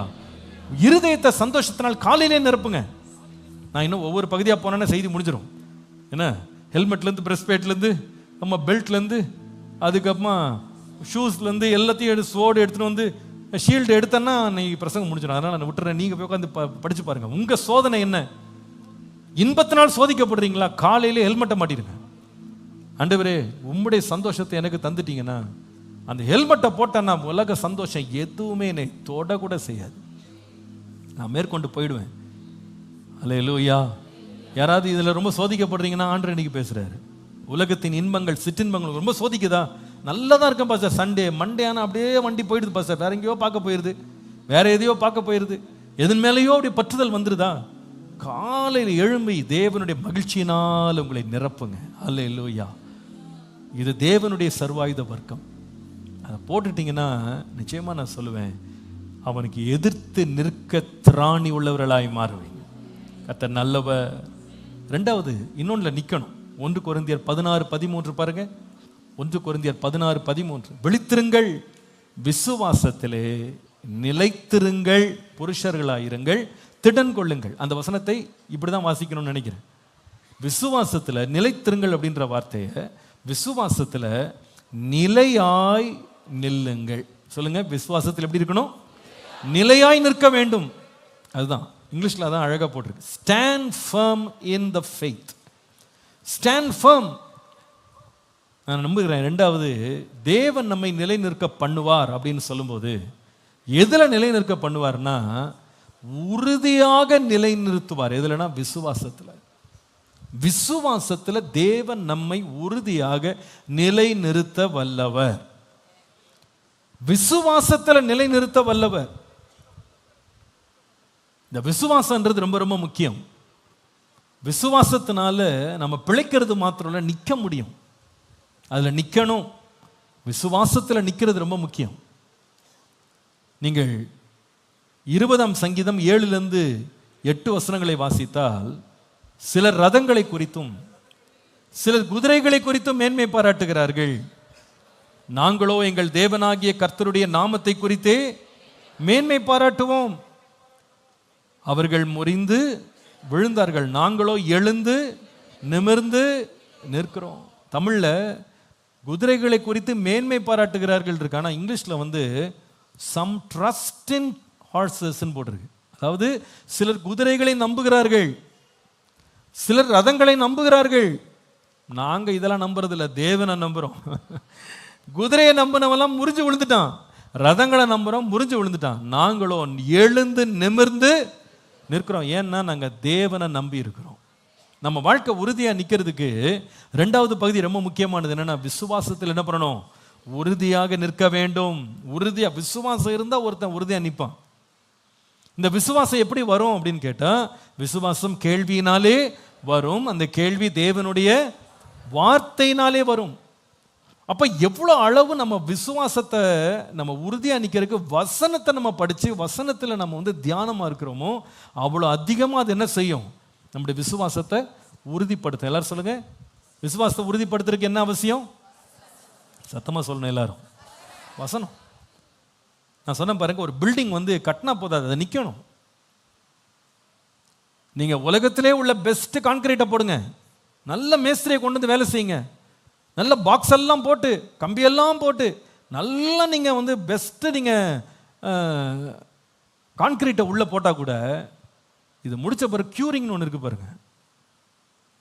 அடுத்த 14 நாள் என்ன செய்யறாங்கன்னா, அந்த பில்லர் மேல அந்த தளத்துக்கு மேல என்ன செய்யறாங்கன்னா, தண்ணியை போட்டு அப்படியே ஊற வைக்கிறாங்க. நீங்களாம் பார்த்தீங்கன்னா, இந்த பில்லர்லாம் போடுறவங்களாம், நீங்கள் வீடு கட்டுறவங்களுக்குலாம் தெரியும், சுற்றி கோணி கட்டி என்ன பண்ணுவாங்க, அந்த ஈரம் அப்படியே காஞ்சிராதபடி என்ன பண்ணுவாங்க, எப்பவுமே ஈரப்பதத்திலே இருக்கணும் அப்படின்னு தண்ணியை ஊற்றி ஊற்றி ஊற்றி ஊற்றி ஊற்றி அப்படியே அதை ஸ்ட்ரெங்கன் பண்ணுவாங்க. நான் நினைக்கிறேன் விசுவாசம் கூட இப்படி தான். ஒரு மனுஷன் உறுதியாக விசுவாசத்தில் நிற்கணும்னா, அந்த விசுவாசத்தை ஆண்டவர் தான் துவக்கினாரு. ஆனால் அந்த விசுவாசம் கடைசி வரைக்கும் ஓடி முடியணும்னா, அந்த விசுவாசத்தை நமக்குள்ள உறுதிப்படுத்துறதுக்கு தேவன் கொடுத்தது வசனம். எல்லாரும் சொல்லுங்க, என்னது? வசனம். வசனம் இல்லாம நீங்க உங்க விசுவாசத்துல உறுதியா நிக்க முடியாது. இன்னைக்கு நிறைய பேர் இயேசுவை பிடிக்குது, நானும் ஒரு கிறிஸ்தவன், நானும் ஆண்டவருக்குள்ள என்ன கட்ட போறேன்னு ஆரம்பிச்சுட்டாங்க. ஓட்டத்தை ஆரம்பிச்சுட்டு எதை விட்டாங்கன்னா, வசனத்தை விட்டாங்க. இது எப்படி இருக்குன்னா, இந்த கான்ட்ராக்டர் வேகமா வேலையை முடிக்கிறதுக்குன்னு மடமடன்னு கட்டிட்டு போயிடுவாரு. சில பேர் என்ன பண்ணுவாங்க, தண்ணி ஊத்துறது சோம்பல் போடுவாங்க, தண்ணி ரொம்ப செலவாகுதுன்னு வேணான்றுவாங்க. ஆனா ஒரு நல்ல ஞானமுள்ள சிற்பாச்சாரி என்ன செய்வான்னா, தண்ணீரை ஊத்தி ஊத்தி ஊத்தி ஊத்தி அதை என்ன பண்ணுவான்னா, கியூர் பண்ணுவான். கர்த்தர் நமக்கு இந்த உலக ஓட்டத்தில் எவ்வளவு நாள் நியமித்திருக்கிறாரோ அத்தனை நாள் நம்ம வசனத்துல ஊறும்போது தான் நம்ம நிக்க முடியும். வாலிபன் தன் வழியை எதனால் சுத்தம் பண்ணுவான்? கர்த்தருடைய வசனத்தின்படி தன்னை காத்து கொள்வதனாலேயே. உமக்கு விரோதமாய் நான் பாவம் செய்யாதபடிக்கு உம்முடைய வசனத்தை என் இருதயத்திலே வைத்து வைத்தேன். அந்த வாக்கு இருதயத்தில் இருந்தா நம்முடைய பாதைகளில் இருக்குமானா நாம நிற்போம். எல்லாரும் சொல்லுங்க, நம்ம என்ன செய்வோம்? நாம லேசில் சாய மாட்டோம். என்ன பிரச்சனை வந்தாலும் நிற்போம். அதுக்கு தேவை வசனம். அல்லேலூயா. வசனத்தை சும்மா வாசிட்டு போகிறது. சில பேர் பார்த்துருக்கேன், இந்த தண்ணி ஊற்றுறதை பார்த்துருக்கீங்களா? சில பேர் இந்த தண்ணி ஊற்றுவாங்க. பில்டிங்கு தண்ணி ஊற்றுறதை பார்த்தீங்கன்னா விளையாட்டுக்கு ஊற்றுற மாதிரி ஊற்றிட்டு இருப்பாங்க. ஆனால் சில பேர் பார்த்துருக்கேன், எப்படி ஊற்றுவாங்கன்னா அப்படியே நல்லா ஊறுற அளவுக்கு ஊற்றுவாங்க. சில பேர் மேலே அப்படியே தெளிச்சிட்டு வருவாங்க. அப்படியே லைட்டாக தெளிச்சு சும்மா பச்சை ஈரம்ன்றது சும்மா மேலாக்க தெர்ற மாதிரி எல்லாரும் காமிச்சிட்டு போயிட்டே இருப்பாங்க. ஆனால் நல்ல கட்டுறவன் என்ன செய்வான்னா உள்ளே ஊறுற வரைக்கும் அதை என்ன பண்ணுவான்? தண்ணியை ஊற்றுவான். அதே போல் தான் பைபிள் வாசிக்கிறது கூட மேலாக்க தெளிச்சா பத்தாது, அந்த வேதத்தை இரவும் பகலும் என்ன செய்யணும்? தியானிக்கணும். அப்போ தான் உள்ள ஊறும். அது போய் நீங்கள் எவ்வளோ சாப்டர் படிக்கிறீங்கன்றதை விட எவ்வளோ புரிஞ்சு படிக்கிறீங்கன்றது ரொம்ப முக்கியம். ஒரே சாப்டரை ஆவியானவர் நடத்தும் போது 5 முறை கூட திருப்பி படிக்கிறது தப்பு இல்லை. ஒரே வசனத்தை நல்ல ஆழமாக உட்கொண்டு அந்த ருசியை எடுத்துட்டு நீங்கள் வாழ்ந்து பாருங்கள். அந்த நாளெல்லாம் உங்களுக்கு அது பெரிய போஷாக்காக இருக்கும். அது ரொம்ப உங்களுக்கு ஸ்ட்ரெங்தன் பண்ணும். வசனத்தை விட்டுறாதீங்க. எவ்வளோ அதிகமாக நீங்கள் வசனத்தில் தேடுறீங்களோ அவ்வளோ ஸ்ட்ராங் ஆகிடுவீங்க. நீங்கள் நிற்க முடியும். உங்களுடைய பலன் உறுதியாக நிற்கும். தேவனை நம்புகிறேன், தேவன் மேல் விசுவாசம் வைக்கிறேன்றவங்களுக்கும் வசனத்துக்கு ரொம்ப ஐக்கியம் சம்பந்தம் இருக்கும். உண்மை உறுதியாய் பற்றிக்கொள்ள எனக்கு கிருபை தாங்க. வசனத்தை உறுதியாக படிக்க எனக்கு கிருபை தாங்க. அந்த வசனம் தான் விசுவாசத்தை உருவாக்குது. அந்த வசனம் தான் விசுவாசத்தை பலப்படுத்துது. அந்த வசனம் தான் விசுவாசத்தை உறுதிப்படுத்துது. வசனத்தை விட்டுட்டிங்கன்னா உறுதி போயிடும், நிற்க முடியாது. தேவன் நம்ம உறுதியாக நிற்கிறதுக்கு நம்ம கொடுத்த பெரிய ஆசீர்வாதம் என்னன்னா வசனம். வசனம் வேதத்தை நேசிக்கிறவர்களுக்கு மிகுந்த சமாதானம் உண்டு. அவர்களுக்கு என்ன இல்லை? இடரல் கிடையாது. இடரலற்ற வாழ்க்கை, அசையாத ஒரு வாழ்க்கை என்னன்னா வசனம் தான். புத்தியுள்ள மனுஷன் கற்பாறையின் மேல் ஆழமாய் தோண்டி அவன் என்ன செய்யறானா? அஸ்திபாரம் போட்டு வீட்டை கட்டுறான். காற்று வருது, மழை வருது, வெள்ளம் வருது, வீடு அசையலை. ஏன்பா அப்படின்னு கேட்டா, என் வசனத்தை கேட்டு அதன்படி செய்தான். வசனத்தை கேட்டான், அதன்படி செய்யணும்னு நின்னான். வீடு உறுதியா நிற்குது. இந்த உலகத்துடன் எந்த போராட்டமும் அவங்களை என்ன பண்ண முடியல, எதிர்க்க முடியல. நான் உங்களுக்கு அன்பா சொல்லுவேன், உங்க தனிப்பட்ட வாழ்க்கையில் அசைறீங்களா? குடும்பத்தில் ரொம்ப அசைவு வருதா? ரொம்ப ஷேக்கிங் வருதா? யோசித்து பாருங்க. எது மேலே வீட்டை கட்டியிருக்கேன்? மணல் மேலேயா? சுய பிரயாசத்திலையா? சுய ஞானத்தில் கட்டியிருக்கிறேன்னா? தேவ வசனத்தில் கட்டியிருக்கேனா? வீட்டில் ஒரு பிரச்சனை வருது, எங்கே ஓடுறோம்? நிறைய பேர் பக்கத்து வீட்டுக்கு ஓடுறாங்க. அங்கே ஒரு அக்கா இருப்பா, அங்கே ஒரு அண்ணன் இருப்பான், ஒரு ஃப்ரெண்டு இருப்பான். என்னக்கா என்ன செய்யலாம்? அது கொடுக்குற ஆலோசனை கேட்டிங்கன்னா வீடு குட்டிசுவராக போயிடும், நாசமாக போயிடும் இல்லையா? அப்படிதான் இன்னைக்கு உலக ஆலோசனைகள் வருது. மாம்சத்திற்கு எதுவான ஆலோசனைகளை கொடுத்து நல்லா போகிற குடும்பத்தையும் நாசமாக்குறதுக்குன்னே சில பேர் இருக்காங்க. சில பேர் உடனே சொந்தக்காரங்களுக்கு ஃபோன் அடிக்கிறது. நீங்கள் என்ன நினைக்கிறீங்க? அவன் எங்க தள்ளாடிக்கிட்டு இருப்பான், அவன் என்ன நினைச்சது சொன்னாலும் நம்ம கதை என்ன ஆகுறது? வசனத்துக்கு ஓடி பாருங்க. பைபிள் என்ன சொல்லுது? இந்த பிரச்சனை எப்படி எதிர்கொள்ளணும், எப்படி நான் போராடணும், எப்படி ஜெயிக்கணும், எப்படி என் வீட்டை நிலைநிறுத்தணும் கேட்டு பாருங்க. கர்த்தர் கொடுக்குற ஆலோசனைப்படி நின்னீங்கன்னா ஆழமாய் தோண்டி காற்றடிச்சாலும் மழை பெஞ்சாலும் வெள்ளம் வந்தாலும் அசையாத ஒரு வீட்டை நிற்க பண்ணுகிற தேவ வசனம். ஒரு ஆமீன் சொல்லுங்கள். அந்த வசனத்தை உறுதி எப்படிங்க? நீங்கள் நிறைய குடும்பங்கள் ஞானத்தை ரொம்ப நம்புறீங்க, இன்னைக்குள்ள உலக போதனைகளை ரொம்ப நம்புறீங்க. நீங்கள் இளம் குடும்பங்களை நான் பார்க்குறேன், they think they very smart, ரொம்ப ஸ்மார்ட்டாக இருக்கிறாங்கன்னு நினைக்கிறாங்க. எங்களுக்கு உலக அறிவு இருக்குது, படிப்பறிவு இருக்குது, எங்களுக்கு இது இருக்குது அது இருக்குன்னு ரொம்ப அது நம்புகிறாங்க. நான் கடைசியில் அவங்க லைஃப்பை பார்த்தீங்கன்னா அப்படியே ஷேக் ஆகிட்டு இருக்கு. அதில் உறுதித்தன்மை இல்லை, கொஞ்ச நாள் கூட நிற்க முடியல அவங்களால. சில பேர் சொல்கிறத கேட்டிருக்கேன், நான் உலகத்தில் இவ்வளோ பெரிய பெரிய சாதனைகளை சாதிக்கிறேன் அப்படின்றாங்க.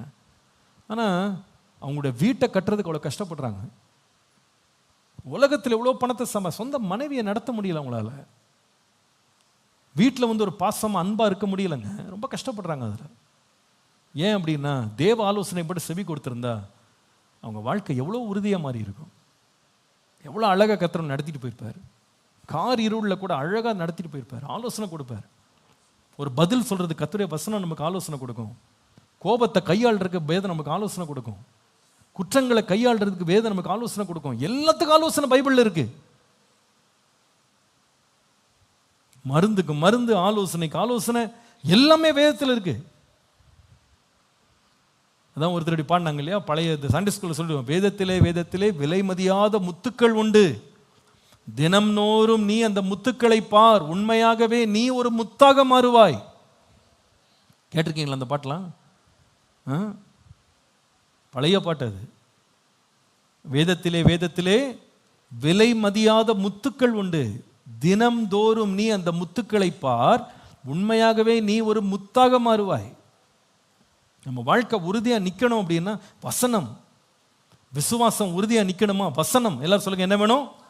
வசனம் இல்லாமல் உறுதி கிடையாது, எல்லாம் மடிஞ்சு விழுந்துடும். அந்த வசனத்தை உறுதியை பிடித்துக்கொள்ள எனக்கு கிருபை. இந்த வசனத்தை கர்த்தர் நமக்கு தம்முடைய ஆவியினாலே நமக்கு வெளிப்படுத்தி இருக்கிறார். கடைசியா மூன்றாவது, எதுல உறுதியாக நிற்கணும்? அப்போஸ்தலர் நடபடிகள் 2ஆம் அதிகாரம் 14ஆம் வசனம் பாருங்க. 2:14. பேதுரு 11 கூட நின்று அவர்களை நோக்கி உரத்த சத்தமாய் பிரசங்கம் பண்ணினான். திரும்ப வாசிக்கலாம். அப்பொழுது பேதுரு 11 கூட நின்றான். முதலாவது சொன்னேன், எதுல நிக்கணும் அப்படின்னா, பிசாசை எதிர்த்து நிற்க கர்த்தர் நமக்கு பலன் தருவார். எப்படி நமக்கு பலன் வரும்? பிசாசை எதிர்த்து நிக்கணும்னா தேவனுடைய சர்வாயுத வர்க்கத்தை தரித்து கொள்ளணும். ஒண்ணுதான் நம்ம கவனிச்சோம், என்னது அது? ரட்சண்யத்தின் தலைச்சீராவை போட்டுக்கொள்ளணும். அந்த ரட்சிப்பின் சந்தோஷத்தை காலையிலேயே தேவனை துதித்து பலனை பெற்றுக்கொள்ளணும். எழுத்து நிற்கிறதுக்கு திராணி உள்ளவர்களாய் தேவனுடைய மகிழ்ச்சியினால் நிரம்பணும். ரெண்டாவது என்ன, எதுல நிக்கணும் சொல்லுங்க? விசுவாசம். விசுவாசத்துல எப்படி நிக்கிறது? தேவன் நமக்கு தந்த தம்முடைய சத்திய வேத வசனங்கள், அதுல நின்னா விசுவாசம் உறுதியாயிடும். மூன்றாவது, எதுல உறுதியா இருக்க கர்த்தர் கிருபை தர்றாருன்னு கேட்டா, ஐக்கியத்தில் உறுதியா இருக்கணும். இந்த பேதுருவை பாருங்க, 11 கூட எழுந்து நின்றான். அவன் தனியா நின்றிருந்தான், அன்னைக்கு பிரசங்கம் எப்படி இருக்குன்னு தெரியல. ஆனா முதல் பிரசங்கம் சபையில கொடுக்கும் போது 11 பேரோடு சேர்ந்து நின்றான். இந்த ஐக்கியத்தில் அவ்வளவு வல்லமை இருக்கு, அவ்வளவு மகிமை இருக்கு. மறந்துடாதீங்க, 2 பேர் ஒருமனப்பட்டு இருக்கிற இடத்துல ஆண்டவர் தம்முடைய பிரசன்னத்தை தருகிறார். 2 பேர் ஒருமனப்பட்டு எதை கேட்டாலும் கர்த்தர் அதை அவர்களுக்கு தருகிறார். அல்லேலூயா. இதோ சகோதரர் ஒருமித்து வாசம் பண்ணுவது எத்தனை நன்மை, எத்தனை இன்பம். 133ஆம் சங்கீதம் சொல்லுது, அங்கே கர்த்தர் என்றென்றைக்கும் ஆசீர்வாதத்தையும் ஜீவனையும் கட்டளையிடுகிறார் என்று வாசிக்கிறோம். இந்த ஆசீர்வாதம் கட்டளையிடப்படுவதற்கு ரொம்ப உறுதியா இருக்க வேண்டியது என்னன்னா ஐக்கியம். எங்க ஒரு வீடு ஒன்றுக்கு விரோதமாய் ஒன்று விரோதம் கொண்டிருக்கிறதோ அந்த வீடு நிற்காது, அந்த குடும்பம் நிற்காது. ஐக்கியம் தேவை. இந்த பேதுருடைய வாழ்க்கையை நான் பார்க்குறேன், இந்த சீஷர்களை பார்க்குறேன். கொஞ்ச நேரத்துக்கு முன்னாடி அவங்க எப்படி இருந்தாங்கன்னா, யார் பெரியவன்னு சண்டை போட்டுக்கிட்டு இருந்தாங்க. அவங்களால ஐக்கியமாக இருக்க முடியல. ஆனால் இந்த இடத்துல அவங்க என்ன செய்தாங்கன்னா, ஐக்கியமாக நின்னாங்க. எப்படி நிற்க முடிஞ்சதுன்னு கேட்டால், இந்த சம்பவத்துக்கு முந்தின வசனங்களை படிக்கிறோம். அவர்கள் எல்லாருமே பரிசுத்தாவி இறங்கினார், ஆவியினால் நிரம்பி இருந்தாங்க. அந்த ஆவியினால் நிரம்புவதற்கு ஜெபத்தில் தரித்திருந்தாங்க. ஜெபித்து தேவனுடைய ஆவியினால் நிறைந்திருந்த பொழுது ஆவியானுடைய இருதயங்கள் எல்லாம் ஒன்றை கட்டிட்டார். நான் அன்பா சொல்லுவேன், கர்த்தருடைய ஆவியானவர் இறங்கி நம்முடைய இருதயங்கள் எல்லாம் ஐக்கியத்தில் கட்டி நிற்க வைக்க வேண்டுமானா, ஒன்றுக்கு கவலைப்படாம எல்லாவற்றுக்காக ஜெபம். ஜெபத்தினால் ஒரு பெரிய ஐக்கியம் உண்டாகுது. பிரிந்திருக்கிறவர்களையும் தேவன் தம்முடைய சமூகத்தினால் இணைக்கிறார். பலத்தினாலும் அல்ல, பராக்கிரமத்தினாலும் அல்ல, என்னுடைய ஆவியினாலே ஆகும். ஒருவேளை நீங்க எந்த இடத்துலயாவது ரொம்ப பிரிஞ்சிருக்கீங்களா, ஐக்கியமா நிற்க முடியலையா? நிறைய வேளை அந்த பிரச்சனையை பற்றி ஊருக்கெல்லாம் நம்ம சொல்றோம், எல்லாத்தையும் போய் நம்ம பறைசாற்றுறோம், மற்றவங்கள்ட்ட எல்லாம் போய் நம்ம மனசெல்லாம் கொட்டி தீக்கிறோம். ஆனால் யார்கிட்ட சொல்ல மறந்துடுவோம்னா, கர்த்தர்கிட்ட போய் ஜெபம் பண்ண மறந்துட்டோம். தேவனிடத்தில் போய் அதை ஜெபம் பண்ணி பாருங்களேன். அந்த பிரச்சனையை போய் கர்த்தர்கிட்ட ஒப்பு கொடுத்து பாருங்களேன். ஆண்டவரே, என் குடும்பம் இப்படி இருக்கேப்பா, எங்களால் 2 பேரும் பேச முடியலை, எங்களால் ஐக்கியமாக இருக்க முடியலை, ஒன்றாக இருக்க முடியலை, இப்படிப்பட்ட ஒரு பிரிவினையின் சக்தியை உள்ளே கொண்டு வந்துட்டானே ஆண்டவரே, இப்படிப்பட்ட போராட்டத்தை உள்ள கொண்டு வந்துட்டான், என்ன செய்யணும் ஆண்டவரே, இதில் நீங்கள் தலையிடுங்க, ஒன்றா நிற்க வைங்கன்னு சொல்லி பாருங்க, கர்த்தர் தலையிடுவார். ஆவியானவர் இறங்கி வரும்போது எல்லா பிரிவினைகளையும் மாற்றி, யார் பெரியவன் சொல்லிட்டு இருந்த இடத்துல 11 பேரோடு நின்று அவன் தேவனுடைய வார்த்தையை அறிவித்தான். நிற்கணும். அது நிற்கிறதுக்கு தான் ஆண்டவர் நம்ம கிருபையாக தம்முடைய ஆவியானவரை தந்திருக்கிறார். அதை பெறுவதற்கு செய்ய வேண்டியது ஜெபம். எல்லாவற்றுக்காக ஜெபம் பண்ணுங்க. பிரச்சனைகள் போராட்டங்கள் வரும்போது மனுஷன்ட்ட போய் சொல்வதை விட சுய புத்தியில சார்வதை விட கர்த்தரை நம்பி அவர்கிட்ட போங்க. உன் சுய புத்தியின் மேல் சாயாமல் உன் முழு இருதயத்தோடும் கர்த்தரில் நம்பிக்கையாக இருந்து உன் வழிகளில் எல்லாம் அவரை நினைத்துக்கொள். அப்பொழுது அவர் காரியங்கள் எல்லாம் பாதைகள் எல்லாம் என்ன பண்ணுவார்? செவ்வையாக்கிடுவார். பிரச்சனைகள் எல்லாம் ஆண்டவர் பெரிய எந்த பிரச்சனையும் அவர் தீர்க்க தேவன் வல்லவர். மனுஷனால் இது கூடாதுதான், தேவனாலே எல்லாம் கூடும். தேவனாலே கூடாத காரியம் ஒன்றுமே. உண்மையாக அவர் சகலவற்றையும் செய்ய வல்லவர். இதை விசுவாசிக்கிறீங்களா? நீங்க விசுவாசிக்கிறீங்களா? கர்த்தரால் எல்லாம் முடியும். நிறைய பேர் என்னன்னா எல்லாத்துக்கு இதுக்கு ஆண்டவரை தொந்தரவு பண்ணிக்கிட்டு பாவம் அவரே ரொம்ப பிஸியாக இருக்காருன்னு நினச்சிட்டு இருக்காங்க. சில பேர் சொல்லுவாங்க, சில பேர்ட்டு நான் உங்கள்கிட்ட கேட்கலான்னு தான் நினச்சேன், நீங்களே ரொம்ப பிஸியாக இருக்கீங்க, உங்களை தொந்தரவு பண்ண வேண்டாம்னு சொல்லிட்டு உங்களுக்கு நான் என்ன பண்ணலை, சொல்லலை. ஆமாம், மனுஷனுக்கு ஒரே நேரத்தில் கொஞ்சம் பிரச்சனை தான் கையாள முடியும். நம்ம தேவன் உலகத்தை சுமக்கிறவர். மனுஷனுடைய அத்தனை பாவங்களை தன்மேல் சுமந்து கொண்ட வல்லமை உள்ளவர் நம்முடைய தேவன். அவர் சொல்றார், வருத்தப்பட்டிருக்கியாப்பா, வா நான் அதுக்கு தான் இருக்கேன். வருத்தப்பட்டு பாரம் சுமக்கிறவர்களே நீங்க கொஞ்சம் கொஞ்சமா வாங்கப்பா, ஒவ்வொருத்தரா வாங்க, டோக்கன் வாங்கிட்டு வாங்கன்னு சொன்னாரா? என்ன சொன்னாரு? நீங்கள் எல்லாரும் என்னிடத்துல வாருங்கள், நானும் உங்களுக்கு என்ன கொடுப்பேன். நம்ம தான் போறது இல்லை, அதான் பிரச்சனை. நம்ம வருத்தத்தை வச்சுக்கிட்டு நம்மளே குழு அமைச்சிக்கிட்டு நம்மளே பேசிக்கிட்டு நம்மளே டிஸ்கஸ் பண்ணிக்கிட்டு கடைசியில் இருக்கிற வருத்தம் இன்னும் அதிகமாக போயிடுது, இன்னும் பாரம் இன்னும் அதிகமாக போயிடுது. ஐக்கியங்கள் குலைஞ்சுதான் போகுது. அதிக வசனிப்பினால் என்ன உண்டாகுது? அதிக கோபம், அதிக விரிசல், அதிக பிரச்சனைகள் இன்னும் பெருகுது. தேவ சமூகத்தில் போய் உட்காந்து பாருங்க, எல்லாவற்றையும் சீர்படுத்துகிறவர் கர்த்தர். எல்லாவற்றையும் அவர் சீர்படுத்துவார், எல்லாவற்றையும் குணமாக்குவார். அவரை நோக்கி பார்த்த முகங்கள் பிரகாசமானது, அவர்கள் வெட்கப்பட்டு போவதே இல்லை. எதுல நிக்கணும் இன்னைக்குன்னு கேட்டா ஐக்கியத்துல நிக்கணும். ஐக்கியத்துல தேவன் ஒருமனப்படுத்த முடியாத காரியம் ஒண்ணுமே கிடையாது. நான் இதை படிக்கும்போது இந்த 11 பேரோடு பேதுரு நின்றான்ற போது அது ஒரு பெரிய அதிசயமா நான் பார்க்கிறேன். என்னடா ஒன்றா உட்காந்து சாப்பிட கூட முடியல அவங்களால, ஒரு இடத்துல உட்கார முடியல அவங்களால, ஒன்னா நின்னாங்க பாருங்க. எனக்கு ரொம்ப ஆச்சரியமா இருக்கு. இது ஏன் நடந்தது தெரியுமா? அப்போ யோவான் எழுதின சுவிசேஷம் 17ஆம் அதிகாரம் முழுசும் நீங்க படிச்சீங்கன்னா அது இயேசுனுடைய பிரதான ஆசாரிய ஜெபத்தை பற்றி படிக்கலாம். அந்த ஜெபம் ஃபுல்லா என்ன ஜெபம் பண்ணிருக்கிறார்? ஆண்டவரே, நாம் ஒன்றா இருக்கிறது போல அவர்கள் எல்லாம் ஒன்றா இருக்கணும் நான் வேண்டிக் கொள்றேன். அவர் இந்த சீஷர்களுக்காக ஜெபம் பண்ணார். கடைசியில் அப்போஸ்தலர் நடபடிகள் 1ஆம் அதிகாரத்தில் படிக்கும்போது அவர்கள் எல்லாரும் இயேசுவின் தாயாக மரியாளோடும் ஸ்திரீகளோடும் எல்லாரும் என்ன செய்தனா ஒருமனப்பட்டு ஜெபத்திலே தரித்திருந்தாங்க. அவங்க ஜெபித்து கொண்டிருக்கும் போதே பரிசுத்தாவியானவர் இறங்கினார், இந்த இடத்தை அசைத்தார். ஆனால் இவங்களெல்லாம் நிற்க பண்ணிட்டார். என்ன அருமையா ரெண்டாங்க பாருங்க. ஜெபம் எவ்வளோ முக்கியமானது பாருங்க.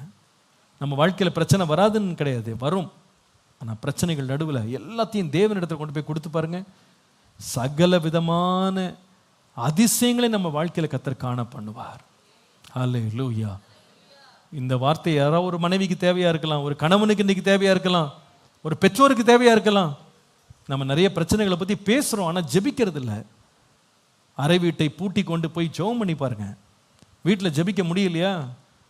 சத்தம் போட்டு ஜெபிக்கணும்னு ஆசைப்படுறேன், என் கவலையெல்லாம் கொட்டணும்னு நான் நினைக்கிறேன். அன்னாளை போல தேவாலயத்துக்கு வாங்க. இருதயத்தில் உள்ள வேதனையெல்லாம் கொட்டிட்டா ஆண்டவர் கிருபையில் நம்ம சபையில் பெரிய கிருபை ஆண்டவர் கொடுத்துருக்கிறார். ஜெப அறைகளை உண்டாக்கி இருக்கிறார். அதில் தனியாக ஜெபம் பண்ணுறதுக்கு, 2 பேரா ஜெபம் பண்ணுறதுக்கு, 5 பேரா ஜெபம் பண்ணுறதுக்கு, 10 பேரா ஜெபம் பண்ணுறதுக்கு எல்லாம் அறைகள் இருக்கு. ஒரு நேரம் எடுத்துட்டு வீட்டில் இருந்தாலே பைத்தியம் பிடிக்கிற மாதிரி இருக்கு பாஸ்டர், அவ்வளோ பிரச்சனை தலைக்கு மிஞ்சி போகுது. வேலையெல்லாம் முடிச்சுட்டு கிளம்பி ஒரு மணி நேரம் தேவ சமூகத்தில் மன்றாடி ஜெபம் பண்ணி பாருங்க. நல்லா சத்தம் போட்டு ஜெபம் பண்ணலாம், கதவை அடைச்சிக்கிடுங்க, நல்ல சத்தம் போட்டு ஜெபம் பண்ணுங்க. நான் சொல்லுவேன், தேவன் உங்களுக்காக எழுந்து யுத்தம் பண்ணுகிறத நீங்க பார்ப்பீங்க. ஹல்லேலூயா. பிரிவினை கொண்டு வருகிற எல்லா பொல்லாத கிரியைகளை தேவன் அதம் பண்ணி ஒரு பெரிய ஐக்கியத்தை உண்டு பண்ண தேவன் வல்லவர். முடிவில் என்ன தெரியுமா? ஒவ்வொரு விசுவாசி நிக்கணும். எல்லாரும் சொல்லுங்க, என்ன செய்யணும்? தைரியமா சொல்லுங்க, நிக்கணும். நிக்கணும். நீ சொல்றத பதில் பயமா இருக்கு, இதெல்லாம் மயங்கி விழுந்துடுற மாதிரி. என்ன செய்யணும்? ஹல்லேலூயா. எதுல நிக்கணும்? 3 காரியம். முதலாவது எதுல? பிசாசுக்கு எதிர்த்து நிக்கணும்ன்ற மாதிரி சொல்லி சொல்லுங்க பாப்போம். பிசாசுக்கு எப்படி பண்ணணும்? யுத்த சேனை மாதிரி சொல்லணும், பயந்தாங்கோழிகளா சொல்லக்கூடாது. பிசாசுக்கு என்ன செய்யணும்? எதிர்த்து நிக்கணும். 2வது எங்க நிக்கணும்? விசுவாசத்துல உறுதியா நிக்கணும். 3வது எதுல நிக்கணும்? ஐக்கியத்துல உறுதியா நிக்கணும். இதுக்கு எல்லாத்துக்கு என்ன வழி? முதலாவது பிசாசுக்கு எதிர்த்து நிற்கணும்னா என்ன செய்யணும்? தேவன் சர்வாயுத வர்க்கம், தேவனுடைய சர்வாயுத வர்க்கத்தை தரித்து கொள்ளணும். ரெண்டாவது, விசுவாசத்துல நிக்கணும்னா என்ன வழி? வசனத்துல உறுதியா இருக்கணும். வசனத்தை பிடிச்சிட்டோம்னா தான் நிக்க முடியும் விசுவாசத்துல. மூன்றாவது, ஐக்கியத்துல நிக்கணும்னா ஜெபம். ஆண்டவரே, நாங்க நிலை நிற்க எங்களுக்கு நீ தந்த இந்த கிருபைக்காக ஸ்தோத்திரம். இது மூணையும் கர்த்தர் நமக்கு ஓபன் பண்ணி கொடுத்திருக்கிறார். முதலாவது, ஆண்டவர் நமக்கு எதை கொடுத்திருக்கிறாரு? சர்வாயுத வர்க்கத்தை கொடுத்திருக்கிறாரு. தேவன் நமக்கு தந்த ரெண்டாவது பெரிய கிருபை அல்லது தயவு என்னன்னா வசனத்தை கொடுத்திருக்கிறாரு. மூன்றாவது, அவரை எந்த நேரம் கூப்பிடுறதுக்கு தேவன் வாசலை திறந்து வச்சிருக்கிறாரு. தைரியமா போங்க, கிருபாசனத்திற்கு ஓடுங்க. ஏற்ற சமயத்திலே சகாயம் செய்யும் கிருபை அடைவதற்கு கிருபாசனத்தில் கர்த்தர் நமக்காய் காத்திருக்கிறார். அவரை அண்டிக் கொள்ளுங்க. கர்த்தர் இந்த நாளில் நிக்க பண்ணுவாராக. தளர்ந்த முழங்கால்களை எல்லாம் தேவன் உறுதிப்படுத்துவாராக. அல்லேலூயா. எத்தனை பேர் வாஞ்சிக்க நிக்கணும்? ஆண்டவரே, நான் தனியா நிக்கணும், என் குடும்பம் நிக்கணும், என் வாழ்க்கை நிக்கணும். சரிஞ்சு விழுந்த ஒரு வாழை மரம் மாதிரி இருக்கக்கூடாது. நிறைய பேர் நல்ல கொலைக்கிறாங்க, கொலைக்கிறாங்கன்னு சொல்லிட்டேன், கொலையா அவங்க என்ன பண்றாங்க? கனி கொடுக்குறாங்க, ஆனா நிக்க முடியல. நிறைய கிருபை இருக்கு அவங்களுக்கு, நிறைய வரங்கள் இருக்கு, நிறைய தாளந்துகள் இருக்கு, நிக்க முடியல, பொத்துன்னு விழுந்து கிடக்குறாங்க. ரொம்ப கஷ்டமா இருக்கு அவனை பாக்குறதுக்கு. என்ன அப்படி இருக்கக்கூடாது. என்ன பண்ணணும்? நிக்கணும். சில பேர் உயரமா கட்டிட்டாங்க, பெரிய உயரமா இருக்காங்க, ஆனா நிக்க முடியல, காத்துல ஆடுது, சின்ன காற்று வந்தா கூட ஆடிடுது. அப்படி இருக்கக்கூடாது, நிக்கணும். சில பேருக்கு ஜீவன் இருக்கு, நிக்க முடியல. நான் இன்னைக்கு விசுவாசிக்கிறேன், ரொம்ப வருஷம் ஆச்சு பாஸ்டர் ஒழுங்கா நின்று, சொல்றது உங்களுக்கு புரியுது நினைக்கிறேன். எழுந்து நிமிந்து கிடையாது, ரொம்ப கஷ்டமா இருக்கு பாஸ்டர், கூனி குறுகி போயிருக்கேன், என் வாழ்க்கையே அப்படி போயிடுச்சு, என் குடும்பமே அப்படி கூனி குறுகி நிக்குது சொல்றீங்களா? தேவன் அவனை நிலை நிற்க பண்ணுவார். இந்த வார்த்தையை நல்லா ஆழமா உங்களுக்குள்ள எடுத்துக்கொள்ளுங்க. தேவன் என்னை நிலை நிற்க என் அழைப்புல நிக்க பண்ணுவாரு, என் விசுவாசத்துல நிக்க பண்ணுவாரு, என் பிசாசு எதிர்த்து நிக்க பண்ணுவாரு. அல்லேலூயா. ஆண்டவரே, எல்லா நிலையில நின்று பிடிக்க எனக்கு கிருபை. கரங்களை ஊத்தி ஸ்தோத்திரம் பண்ணுவோம். அல்லேலூயா. நன்றி அப்பா, நீர் கொடுத்த வசனத்திற்காக நன்றி. நிற்க பாடும். கர்த்தருக்கு கொடுக்கிற காணிக்கைகளை எடுத்துக்கொள்ளுவோம். ஜெபிக்கிறேன். அன்பின் ஆண்டவரே, இந்த நாளிலே எங்களுக்கு நீ தந்த ஆசீர்வாதத்தில் அந்த மனப்பூர்வமாய் மகிழ்ச்சியோடு உமக்கு நாங்கள் கொடுக்கிறோம். எங்களை நிலை நிற்க பண்ணுகிற கர்த்தர் தயவு கூர்ந்து எங்களை பலப்படுத்தி இன்றைக்கு நாங்கள் கேட்ட வசனத்தின்படி ஒன்றிலே நாங்கள் சோர்ந்து விழுந்து விடாதபடி நிலை நிற்க எங்களுக்கு கிருபை தாரும், பலப்படுத்தி சத்துவம் தாரும். இயேசுவின் நாமத்தில் பிதாவே. ஒரு பாடலை பாடுவோம். அப்பொழுது கர்த்தருக்கென்று நம்முடைய காணிக்கைகளை நாம் கர்த்தருக்கென்று செலுத்துவோம். இன்றைக்கு மாலையில் கர்த்தருக்கு சித்தமானால் நன்றி செலுத்துவேன் என்கிற பாடலை நீண்ட நாள் கழித்து அதை வெளியிடுறதுக்கு ஆண்டவர் கிருபை தர்றாரு. அதுக்காக ஜெபம் பண்ணுங்க. உங்களுக்கு தெரிந்த நண்பர்களுக்கு அதை பகிர்ந்து கொள்ளுங்க. இந்த பாடல் மூலமாய் அநேகர் ஆறுதல் அடைய, தைரியப்பட, கர்த்தருக்குள்ளே கட்டப்பட தேவன் கிருபையாக இரக்கம் பாராட்டுவாராக. இது அநேக மக்களுக்கு ஆசீர்வாதமாக இருக்க கர்த்தர் உதவி செய்ய ஜெபியுங்கள். கர்த்தருடைய நாமம் மகிமைப்படுவதாக. ஹல்லேலூயா.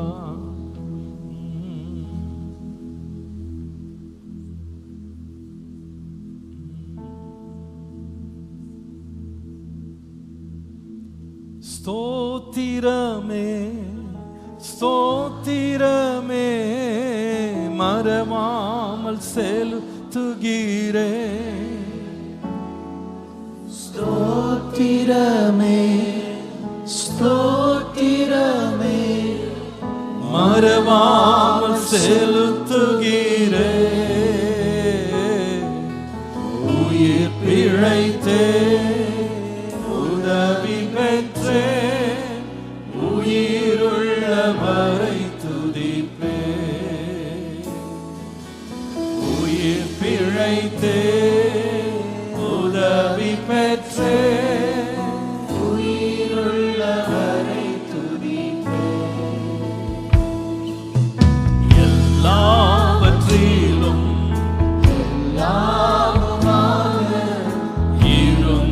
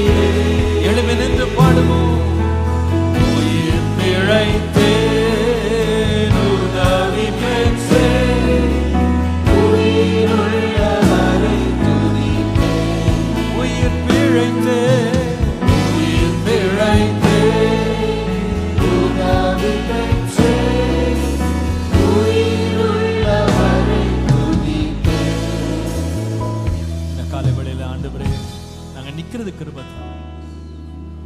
நிறைய பேர் ரொம்ப நல்ல பிள்ளைங்க தான், நல்ல விசுவாசிங்க தான், ஆனா நிக்க முடியல. சின்ன காரியத்தோட நிக்க முடியல. சின்ன காத்துக்கு விழுந்துடுறான். சின்ன காத்து அப்படியே பதற போல அடிச்சுட்டு போறான். இல்ல, நிக்கணும். நான் இந்த ஆரம்பிச்ச இந்த ஓட்டத்துல கடைசி வரைக்கும் நிக்கணும் நிக்கணும் நிக்கணும். இன்னைக்கு இந்த வார்த்தையை உங்க உள்ளத்துல ஆண்டவர் ஆழமா பதிக்கணுமா? தேவன் உங்களை நிலை நிற்க பண்ணுவா. அவர் உங்களுக்காக எல்லாத்தையும் ஆயத்தம் பண்ணிட்டார். நமக்காக எல்லாத்தையும் ஆயத்தம் பண்ணிட்டார். நம்ம நிக்கிறதுக்கு என்னென்ன வேணுமோ எல்லாத்தையும் ஆயத்தம் பண்ணிட்டார். எல்லாத்தையும் ஆயத்தம் பண்ணிட்டார். எவ்வளவு பெரிய பாரம் இருந்தாலும் நம்ம தவண்டு போக மாட்டோம், நிற்போம். கத்துறதுக்கு நமக்கு ஏற்கனவே வேண்டிய எல்லா உதவிகளை ஆயத்தம் பண்ணிட்டாரு. வெள்ளம் போல சத்ரு வரலாம், ஆனா உள்ளத்தை உறுதியா வச்சுக்கிறது கர்த்தர் நமக்கு வசனத்தை ஏற்கனவே கொடுத்திருக்கிறாரு. எவ்வளோ பெரிய சிற்றின்பங்கள் நம்மளை அசைக்கிறதுக்கு வரலாம், ஆனா நமக்கு ரட்சிப்பின் சந்தோஷத்தை ஏற்கனவே கொடுத்துட்டாரு. எவ்வளோ பிரிவினையின் சக்திகள் நமக்கு விரோதமா கிரியை செய்யலாம், ஜெபித்து போராடுற வல்லமையை கர்த்தர் நமக்கு கொடுத்திருக்கிறாரு. ஆண்டவரே, நான் அதை எடுத்துக்கொள்ள கிருபை தாரோம். தேவனாலே நான் நிற்பேன் ஆண்டவரே, என் தேவனால் நிற்பேன். தேவன் அவனை நிலை நிறுத்த வல்லவர். கரங்களை வைத்து சொல்லுங்க, தேவன் என்னை நிலை நிறுத்த வல்லவர். தேவன் என்னை உறுதியாய் நிற்க பண்ணுவா.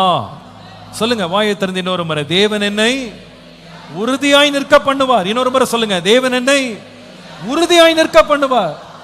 நான் தவண்டு பாதியில விழுந்துடக்கூடாது, விழ மாட்டேன். எப்ப நீ விழ மாட்டேன்னா கர்த்தரை சார்ந்து கொள்ளும் போது. இன்றைக்கு ஒரு தீர்மானம் எடுங்களேன். காலையில் எழுந்த உடனே நல்ல ஆண்டவரை துதிப்பேன்னு ஒரு தீர்மானம் எடுங்க. ரட்சிப்பின் சந்தோஷத்தை ஒவ்வொரு நாள் நான் புதுப்பித்துக் கொள்ளுவேன். நல்ல ஆண்டவரை மகிழ்ச்சியோடு ஆனந்தத்தோடு பாடி ஆராதிப்பேன். உலகத்தின் சிற்றின்பங்களை தொட முடியாது. ஏங்க, எந்த ஒரு கெட்ட பழக்கம் நம்மளை தொட முடியாது. ஏன்னா உள்ள நிறைஞ்சிருச்சுன்னா நம்ம இடம் இருக்காது, வேற எதுக்குமே இடம் கிடையாது. ஆண்டவர்கிட்ட முன்பு காலையிலேயே ஃபுல் பண்ணிருங்க, நல்லா ஃபில் பண்ணிருங்க. அல்லேலூயா. சில பேர் சொல்லுவாங்கல்ல, தொண்டை வரைக்கும் சாப்பிட்டாங்க, இனிமே எது கொடுத்தாலும் உள்ள என்ன பண்ணாது, காலையிலேயே ஃபுல் பண்ணிருங்க. அப்படி நம்ம வண்டியை ஃபுல் பண்ணிருங்க. நல்லா தேவ மகிழ்ச்சியினால் நிரப்பிட்டீங்கன்னா மற்ற எதுக்குமே இடம் இருக்காது, திகட்டிடும். வேண்டாம்ப்பா, இதெல்லாம் நம்ம கர்த்தருக்குள்ள நிரம்பிட்டோம், நல்லா ஆண்டர்ல மகிழ்ந்துட்டோம், இதெல்லாம் தேவையில்லை நமக்கு, இதெல்லாம் நமக்கு இன்னும் இடம் கிடையாது, நான் திருப்தி ஆயிட்டேன். அல்லேலூயா. இந்த தண்ணீரை குடிக்கிறவனுக்கு இனி தாகம் எடுக்காது, பசி எடுக்காது. ஆண்டவரே, நிக்கிறது கிருபை தந்ததுக்காக உமக்கு அந்த கிருபை பெற்றுக்கொண்டு அனுபவிக்க கிருபை தார். நல்ல பிதாவே, இந்த காலையில் எங்களோடு பேசி நம்முடைய சத்தியத்திற்காக நன்றி. எங்களை நிலை நிற்க பண்ணுகிறவர் நீர். ஒருவர் ஆகிலும் சோர்ந்து போய் விழுந்துடக்கூடாது ஆண்டவரே. இன்னைக்கு இந்த வார்த்தையை அப்படியே எங்க ஆவிக்குள்ள ஏற்றுக்கொள்றோம். நாங்க என்ன நிலைமையில் இருந்தாலும் எங்களை நிக்க பண்ணுகிறவர் நீர். பிசாசுங்களை அழிக்கிறதுக்காக விழ பண்றதுக்குன்னே அவன் எவ்வளவோ தீர்மானம் எடுக்கிறான், எவ்வளவோ இடர்களை கொண்டு வருகிறான் ஆண்டவரே. ஆனா நீங்க எங்களை நிக்க பண்ணுகிற தேவன். அல்லேலூயா. பலமாக நின்று உமக்காக ஓட கிருபை தாங்க. எங்களை சத்துவத்தினால் இடை கட்டுங்க, தொடர்ந்து வழி நடத்துங்க. ஒவ்வொரு வாலிப பிள்ளை நிக்கணும், ஒவ்வொரு சகோதரன் நிக்கணும், ஒவ்வொரு கணவன் நிக்கணும், மனைவி நிக்கணும், குடும்பம் நிக்கணும். விழுந்து போன தாவீதின் கூடாரத்தை கூட நீர் எழுப்பி நிறுத்த வல்லவர். நீங்க நிலை நிறுத்துங்க ஆண்டவரே, நிலை நிறுத்துங்க ஆண்டவரே. உம்முடைய மகிமை விளங்க பண்ணுங்க. உம்மையே சார்ந்து உம்முடைய பலனை பெற்றுக்கொண்டு தேவனாலே நாங்கள் நிலை நிற்க கிருபை தாங்க. பரிசுத்த நாமம் மகிமைப்படட்டும். இயேசுவின் நாமத்தில் பிதாவே.